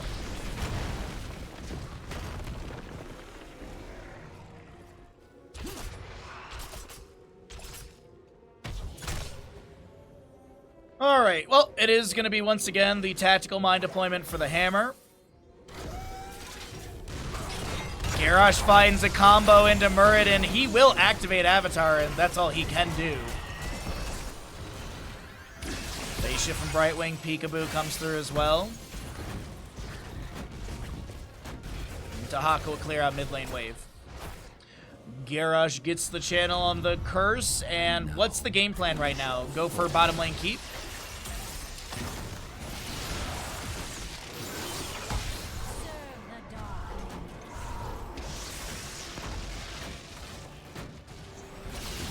Shock Ray coming out as well.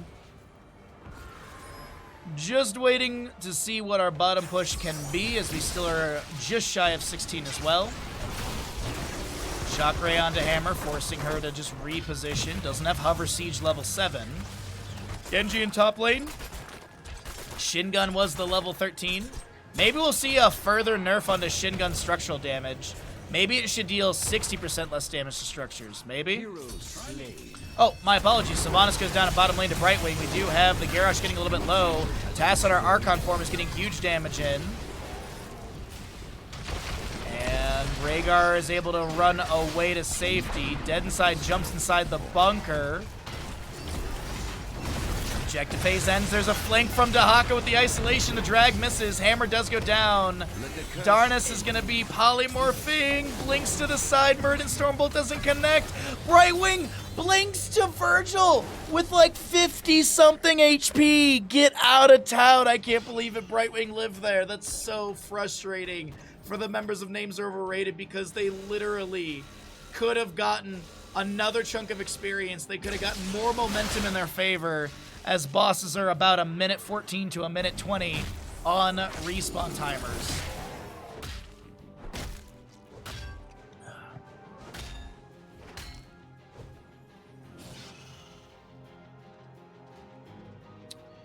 The enemy team does not get experience, regeneration globes, or stacks from killing possessed minion, and they cannot be repossessed by opposing team Sylvanas. Source Wiki.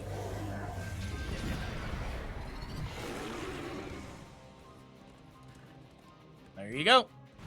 Thanks, Turbo. A nice, concise, clean answer.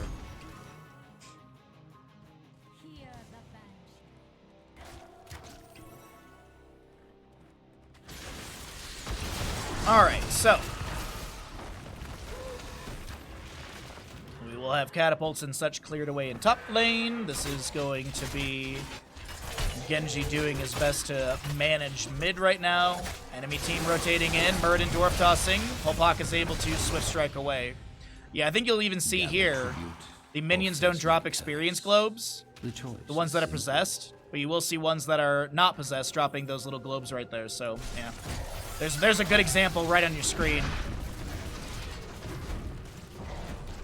If someone was following my camera, they'd be like, what the fuck is Bahamut looking at? Why are we looking at minions in top lane? Why are we zoomed in on this? Alright, could be cursed over to the right side. We got Haka Brushstock available. He's entering in. Stormbolt into Garrosh. Dahaka. They force down the bunker. So Blaze Bunker already used and destroyed. Opaka finishes out Shuriken Mastery in the bottom right. Haunting Wave in from Sylvanas. The drag lands on the hammer. The drag lands on the hammer. The X-Strike from Genji comes through. The Wailing Arrow from Sylvanas. The Brightwing and Hammer do go down as Hanzuka goes for the channel. Muradin dwarf tossing up. Are we? Oh. Wait a minute. Are they going for core? Are they going keep core? Tassadar with a Shockray into the front gate, or the keep front gate to try and move the minion wave up a little bit faster. They're going to dive in onto Blaze. Warlord challenge from Garrosh. Ancestral healing onto the Sylvanas. The body check is not going to really mitigate much. Garrosh goes down. Oh, chat, our first best of fives going to a map 5. I can feel it. Stormbolt into Blaze. The force wall is there. The drag to follow it up. And the unique hammer build does not work out this time for the squad of DeepDiveXtreme. Chat, you want games on this Sunday? We got games for all of you. Map number 4 will go over to the side of Names Are Overrated, and we have got ourselves a map 5 determining matchup for who goes into the grand finals later today. G Flippin' G.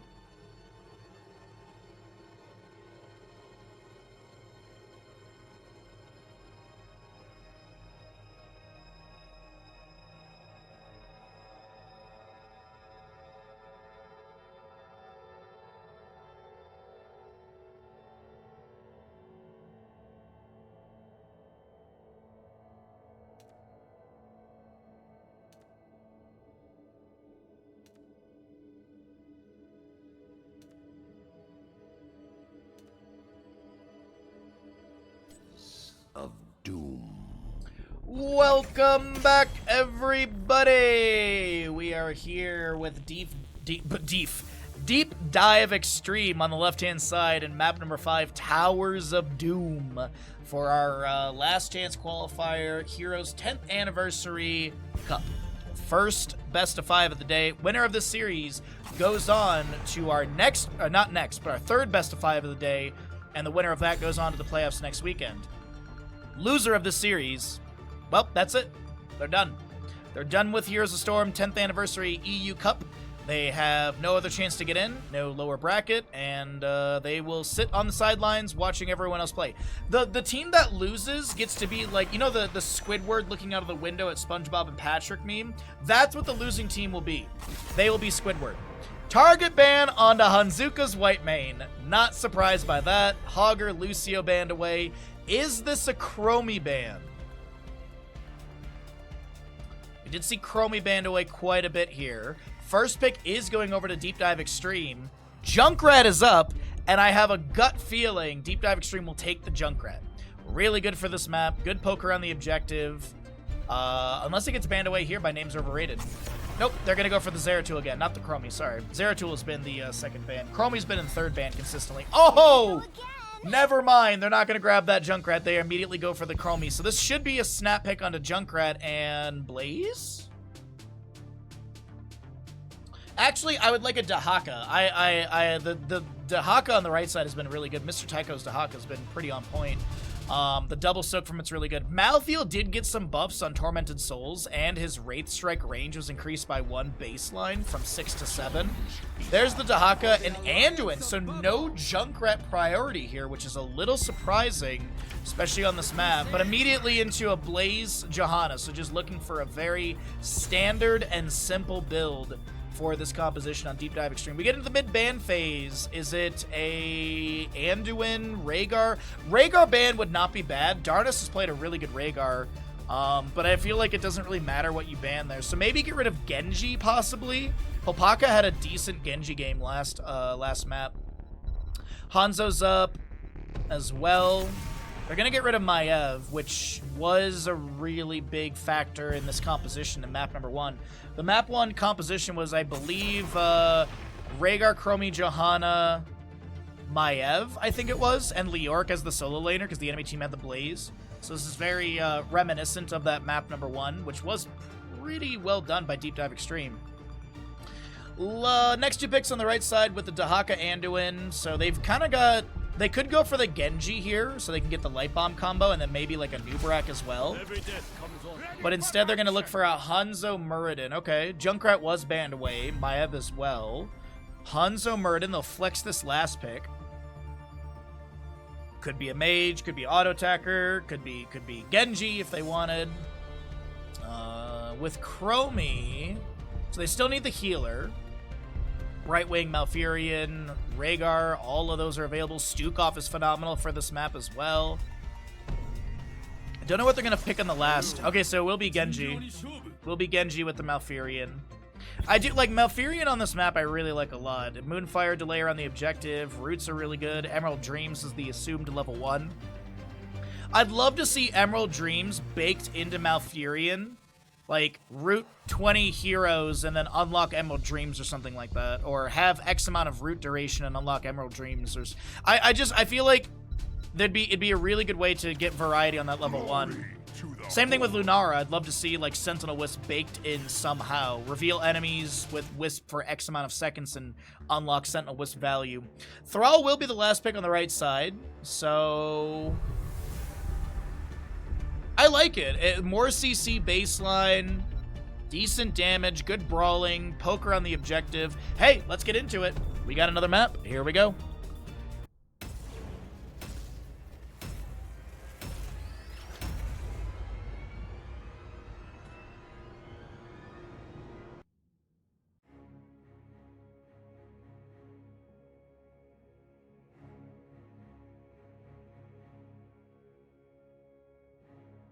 God dang it. Sorry, I was trying not to drop tea all over my desk, and immediately I do. On the right side of our map number 5 in this best of 5 series here in the Heroes 10th Anniversary Cup, we have got Names Are Overrated. Mr. Taiko on the Dahaka, Hanzuka Anduin. Madron is your Hanzo, TV Coffee Thrall, and Muradin to be played by Darkwolf. The battle begins in Left side of the map is DeepDiveXtreme. Darnis on the Malfurion. Virgil's going to be playing Blaze, Dead Inside Chromie, Hopaka Genji, and Shizakid is the Johanna. Well, what are you waiting for? Alrighty, Time Walker's Pursuit for Chromie, Adrenaline Stimpack, Emerald Dreams, Zealous Glare, and their body blocking minions. We also have the Agile Dismount for Genji. So I still haven't seen a Pathfinder game this weekend. We did see a Pathfinder game on Friday, but that was Outhouses, where they were literally trying to test all the new stuff. So kind of little asterisks next to that one. Dwarf Block for Muradin, Even-Handed Blessing on the Anduin, Rolling Thunder Thrall, Simple Geometry Hanzo, and Enhanced Agility Dahaka. Alrighty. Condemn comes through. Chastise misses because of the timeout from Chromie. Some deep breathing and Sandblast thrown back, but that's all she'll be able to find. Meanwhile, top lane, Blaze Genji able to push things up onto Dahaka. Blaze will start grabbing camp over here as well. Yeah, map 5. Good stuff. Good stuff for map 5 so far. I'm loving our first best of 5 going the distance. It's always, it makes me so happy. At Horror Anomaly for the Chromie, level 7, or level 4, 2, whatever. Whoa, Thrall goes down to Genji. As there's a contest over this Sapper camp in the top lane. Blaze lands a Jet Propulsion onto a few. Genji throwing in Shurikens. Man, I'm betting Hopaka wishes he had level 4 right now so they could get so many Shuriken stacks. That'll be Anduin going down to Johanna in the bottom. Blaze has a Jet Propulsion away after the Genji does die. It is 2-1 in kills as DeepDiveXtreme managed to get all 3 Sappers into the enemy fort front gated bottom lane. And that'll take down a lot of that gate as well. Few autos from Hanzo onto the wave. My apologies, sorry about that. Blaze dies to the Muradin in top lane. Sappers 1, 2, and 3 make it in, but they target onto the gate. That's a little unfortunate. The 2 towers remain. Like one of the best Lord of the Rings movies. A Root catches Thrall in the rotation, and that's all that's going to be picked up. Just the CC, but Mr. Taiko on the Dahaka gets chunked a little bit. Genji top lane, couple Shurikens onto the wave, and our first objective phase is here, ready to go. Time Walker Pursuit sees the camp being grabbed, no invade possible in the time frame. Still about 3 minutes to go. Well, actually 2 minutes to go for boss to be grabbed. Jet Propulsion after the timeout from Chromie. Leap of Faith saves Darkwolf. Even game in kills, and experience is pretty close as well. Just about level 6 on both sides. Dahaka might get some assistance from Thrall here to anchor so that he can get the channel without being interrupted. Misses the root. Doesn't get a stack on that level 4. Genji gets left side. Dahaka still trying to grab right. Darnis is being delayed by Hanzuka. Genji goes down. Whoa. Muradin finds the Genji kill. Oil Slick ignited. I think Dahaka gets this. Like all the others. Yeah, he will get it. So it's not going to be a 40-0 dream. The 40-0 dream is dead, as DeepDiveXtreme will take 4 damage as well. Alrighty, 7's coming up on both sides. Chromie with a proper greeting already. Mine. Oh, It's all looking... Oh, wait, hold on. Muradin, Thunderclap. This is the Stormbolt. Well, Thunder Splat, realistically. Genji still hovering in top lane, constantly up against this Dahaka, which is really rough for Mr. Tycho. Has to play in front of the forefront gate, tanking a little damage here and there. Sapper Camp will spawn just above. Sapper Camp invaded over here as Chromie Time Trap will be revealed. She'll set up another one just below. Shield Glare's poking in here and there. Alright. Camp will be grabbed, but I don't think it gets the charge. Slowing Sands will be the heroic from Chromie. One Sapper cleared away. The others slowly working their way through the sand, and yeah, absolutely, this will be cleared out before they get the charge activation. Speaking of charge activation, the Blaze was able to push that camp up in top lane, and more of the gate has been taken down. Genji with a few shurikens into TV Coffee in the rotation. Muradin up here as well. Boss is up, that 5-minute mark, that laugh. The Headless Horseman is here.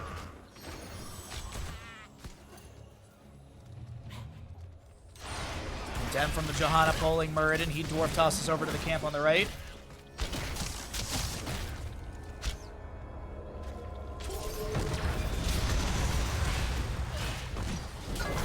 Slowing Sands from Chromie to zone. Dahaka brush stalking in as well. Jet Propulsion comes out from Blaze. Malfurion goes down. Dark Wolf low, trying to dwarf toss away. Heads into the bush to break vision. Scatter in there as well into Holpaka. Dark Wolf is so very low. The Jet Propulsion from Blaze is going to be good. And, oh no, Dahaka falls to Genji as well. TV Coffee looking to back away. The Leap of Faith is not going to be a Kaimo cleanse. And I believe this objective phase will be channeled by Chromie. Duh.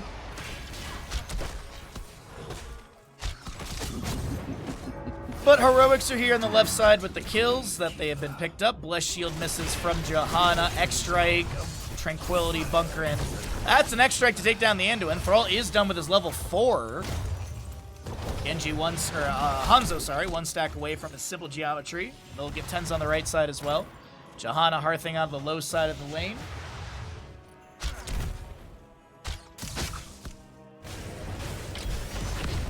Jet Propulsion will find your Dahaka really quickly.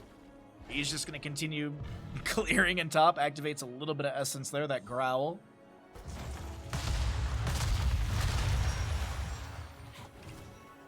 Still a really close game here. At least experience-wise. We're maybe like a half a level lead. Core HP-wise, it's 8-shot difference, favoring the members of DeepDiveXtreme. But it's Towers of Doom, it's anyone's game. A lot of games I've seen with like a 20-point disparity, and after 5 minutes of gameplay, that 20-point disparity is completely cleared away. So we'll see how it all works out, but we are still just waiting for our next objective, and waiting for our next scuffle, which might be around this camp over here. Muradin floating around. Time trap set up by Chromie. Blaze gets rooted by the Thrall. Muradin Stormbolt. No drag from Dahaka to connect. He was stepping up for it, but just out of range. Camp to be grabbed here. Thunder Splat on the ground again. Single altar. Bottom of the map. We'll see who's able to grab this. No 13 talent to your advantage. As I mentioned, small experience gap favoring DeepDiveXtreme from the extra kill. Stock in from Dahaka. Genji jumps backwards actually to the objective. Dragon's Arrow finds Chromie and Malfurion. A dragon to Johanna. X-Strike from Genji, centering out from the Thrall as well. Dahaka's the first one to go down. Blaze trying to chase down Hanzuka. A lot of healing coming out from the Anduin. Saves his hide. Sapper Camp here. 1, 2, 3, I believe, make it in. Bottom lane Bell Tower could be converted over to the left-hand side. Avatar with the Light Bomb connecting onto Muradin. Chromie does use her timeout. Hanzo's done with simple geometry. Slowing Sands to zone from Chromie. And it looks like Johanna gets the channel uninterrupted. That'll be 4 more shots into the enemy core as we are 36 to 24. Looking at a 12-point game, leading in favor for DeepDiveXtreme. Camp on the right will be started out. My names are overrated. DeepDiveXtreme looking to invade. Mr. Tycho walking on in. Lands the drag into Malfurion. Darkness goes down. Another fight continues here as we have Chromie artillery coming through as well, having to back away. Muradin looking for a new target. Lands the Stormbolt into Hopaka. Genji mounts up and he'll be fine. So Sapper camp in bottom lane. Maybe pushed in by the side of Names Are Overrated. Looks like the Sappers do make it in. Dem into Thrall. Muradin Thunderclap on the ground. Dragon's Arrow splashes onto Chromie for the stun. The Iron Skin denying any CC on Johanna. The Thunderclap connecting onto Hopaka there. Does have the Reverberation level 4 for that 5% heroic cooldown. 4.5 seconds on that avatar. For enemy heroes hit. Slowing Sands, Stormbolt, a lot being traded here. Genji jumps in with some shurikens. Has the Shin Gun level 13. Blaze clearing out the wave behind. And they don't chase on the Dark Wolf further. Muradin is Dwarf Block level 1, so no third win. Looks like he's full resetting. Yep. DeepDiveXtreme continue pressuring onto the enemy here. Grabbing Sapper Camp on the left-hand side. If they can get both bell towers, it'd be huge here. The time is now, heroes.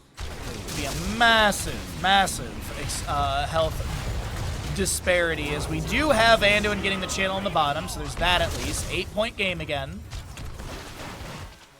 Wait, nope, 12. Math is hard.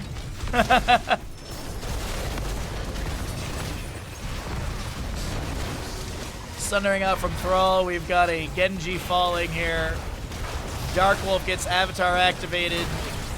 Dragon's Arrow from Hanzo into Darkness and Dead Inside. Meanwhile, Dahaka lands a drag into Blaze. There's going to be a shield glare coming out as well. They don't have Genji for 20 more seconds, and they're still fighting this. That's Thrall with a Chain Lightning.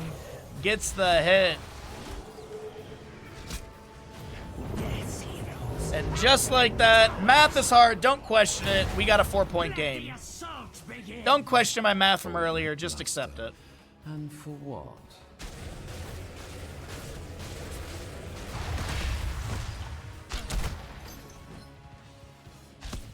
Well, a couple kills over to the side of Names Are Overrated. They will have 16 first. Glyph of Faith. You're looking at a pack leader, Dahaka. Stoneform Muradin, Alpha Wolf on your Thrall, and Piercing Arrow for the Hanzo as there's a root. Leap of Faith saves, but the Blessed Shield still comes out. Muradin does activate his Stoneform level 16. We got a Light Bomb out from the Anduin as well. Deals damage into the Johanna. There's going to be a drag after the Iron Skin does expire. That will be Essence activated by Dahaka as well. Time Trap comes through. Dragon's Arrow misses. Exactly, Kolobov. What? I mean, I literally said 12, and I was like, that's not right. Oh well. The best part about being a caster is not believing in yourself.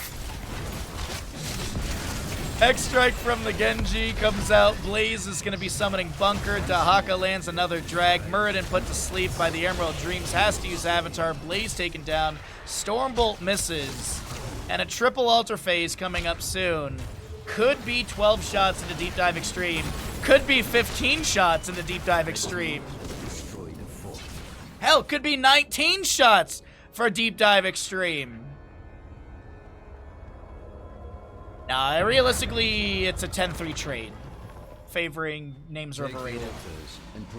That is my expectation. Darkness gets left side. Dahaka will get delayed out of right, but he should inevitably get this.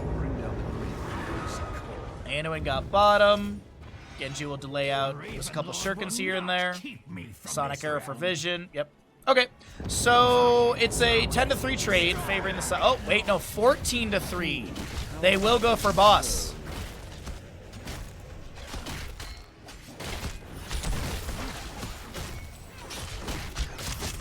Wow.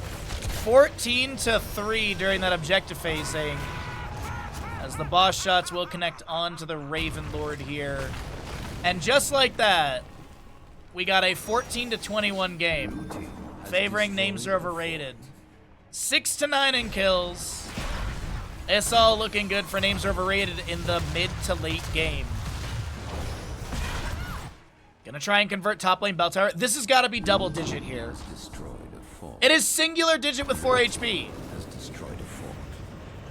Singular digit, 4 HP. Bottom right does go to the enemy squad. Top left goes to names are overrated. So we'll see both teams probably working on getting their bell towers back under control, as they are keep values, since we do have the center teleport opening up post 12 minutes in game time.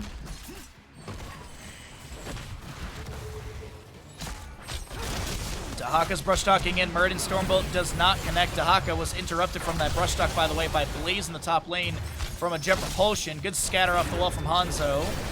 Leap of Faith pulls through all the safety. Camp still being worked on over here. Top left and right bell towers will be spawning. Typically traded. And Dahaka does have full enhanced agility right now, hovering around his held bell tower. 4-4 in potential shots, but 20 talents here on the right side. Will they invade? With 20 talents here, Rewind Muradin, Censure Anduin, Bolt of the Storm for Thrall. Or I guess it's Wind Rush, realistically. Bullseye, as well as Isolation Contagion. Right side will get channeled by the Anduin. Nobody interrupts the Blaze, so they will trade 4 for 4. Okay. 7-point game. That math we can do. As Dahaka heads back to top lane, enemy squad trying to DeepDiveXtreme trying to hold bottom lane keep. Thrall gets a couple autos in. Minion wave coming up soon. You made it in time for the end of the first best of 5. I thought you were here earlier, Ninja. Am I tripping? I thought I saw you earlier. What's up, Trainwreck? Happy Sunday, everybody. Unraveling for Chromie level 20. Johanna hit with a Stormbolt. Chastise comes through as well. Slowing Sands down on the ground. Leap of Faith midair onto Madron Hanzo. Bless Shield from Johanna. Bunker summoned by Blaze as well. Dahaka does get picked off, and all of his Feeding Frenzy stacks will be cleared away there. You were, and then you fell asleep again? Oh, that's fair. Well, I hope you got some good sleep, bud. Hopefully you got some good sleep there, duder. Stormbolt from Muradin only hitting a minion, unfortunately. Scatter off the wall to clear out the minion wave. Johanna steps up to do the same. Single altar in the bottom of the map. Genji working on a camp on the left-hand side. That pushes them into 20.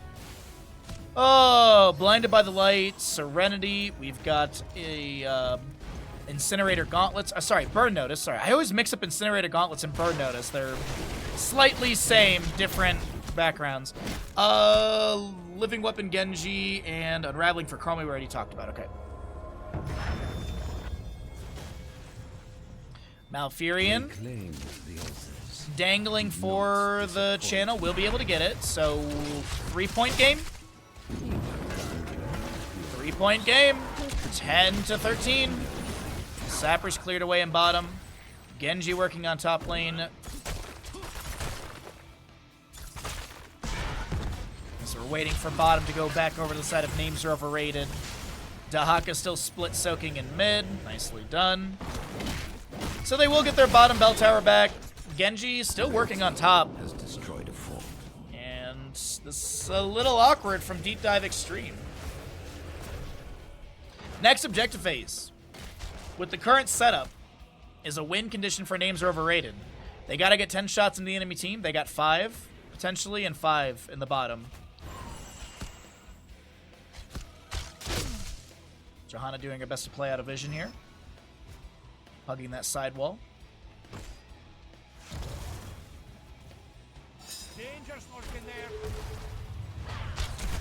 Alrighty.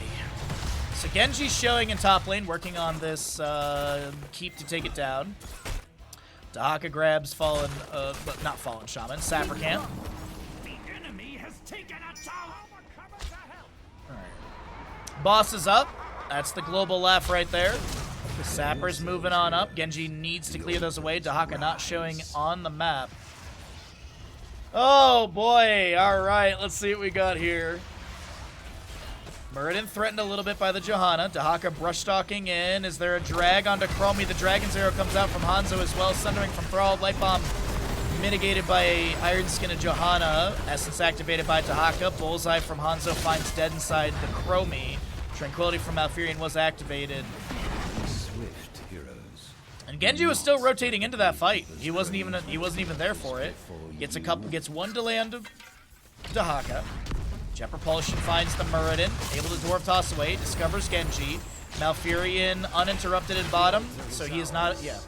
So Malfurion will get the channel, 4 shots go to the enemy core. 10 to 9, Storm Shield activation, X-Strike from Genji, as Muradin's able to Dwarf Toss away. 1 point difference right now, 10 to 9. Anduin trying to get the 4 shots in, delayed by Genji. Meanwhile, the Leap of Faith saves TV Coffee. Shield Glare's coming out as well. Dahaka trying to angle for a potential drag. Muradin Avatar will end in just a moment.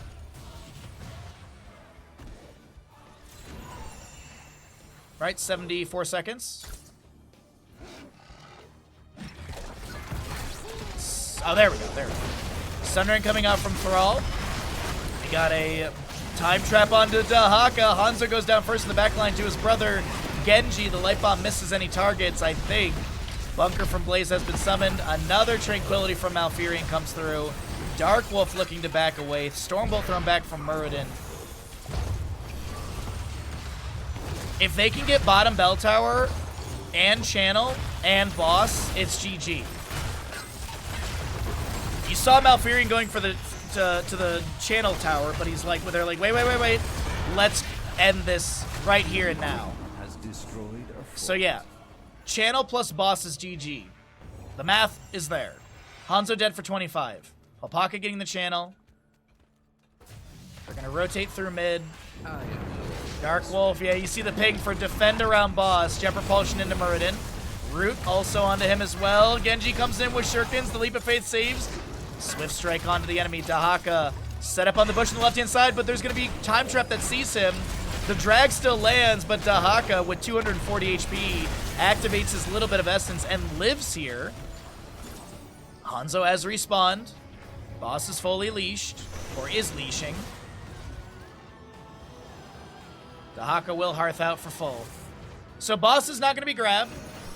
It is a 10 to 4 game. Single altar coming up in the center of the map next, as Genji grabs camp on the left. Johanna still hovering around boss in case the enemy does try and take it off the map, and they will. Dahaka has Brush Dog, showing him bottom. Chromie Time Walker Pursuit. There's going to be a Dahaka Brush Dog up. Boss is being worked on still. This is a commitment. Could be a risky one. Jet Propulsion finds the Dahaka. Does he get out alive this time? Absolutely. Bunker's been summoned by Blaze. Boss is around 25% HP, and he's going to get leashed again. Back to full, okay.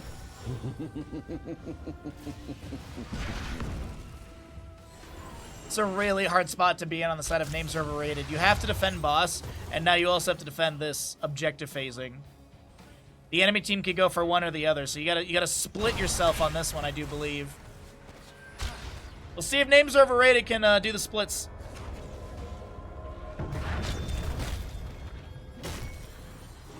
The time is now, heroes. Claim the Does Dahaka Brush Talk available? He, in 13 seconds, does. But he's still hovering around boss. Blaze is taking so much damage.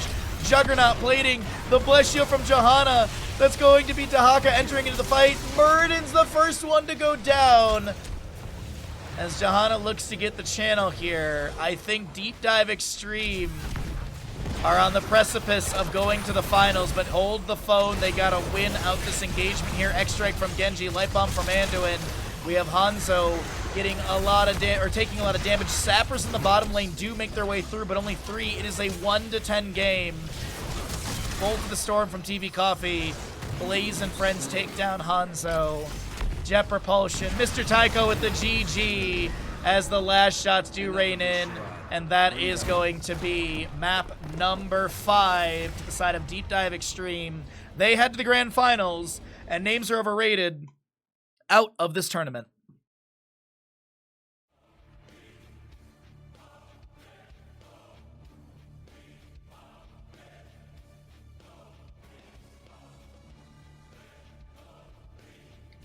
we still have 2 more best of 5s.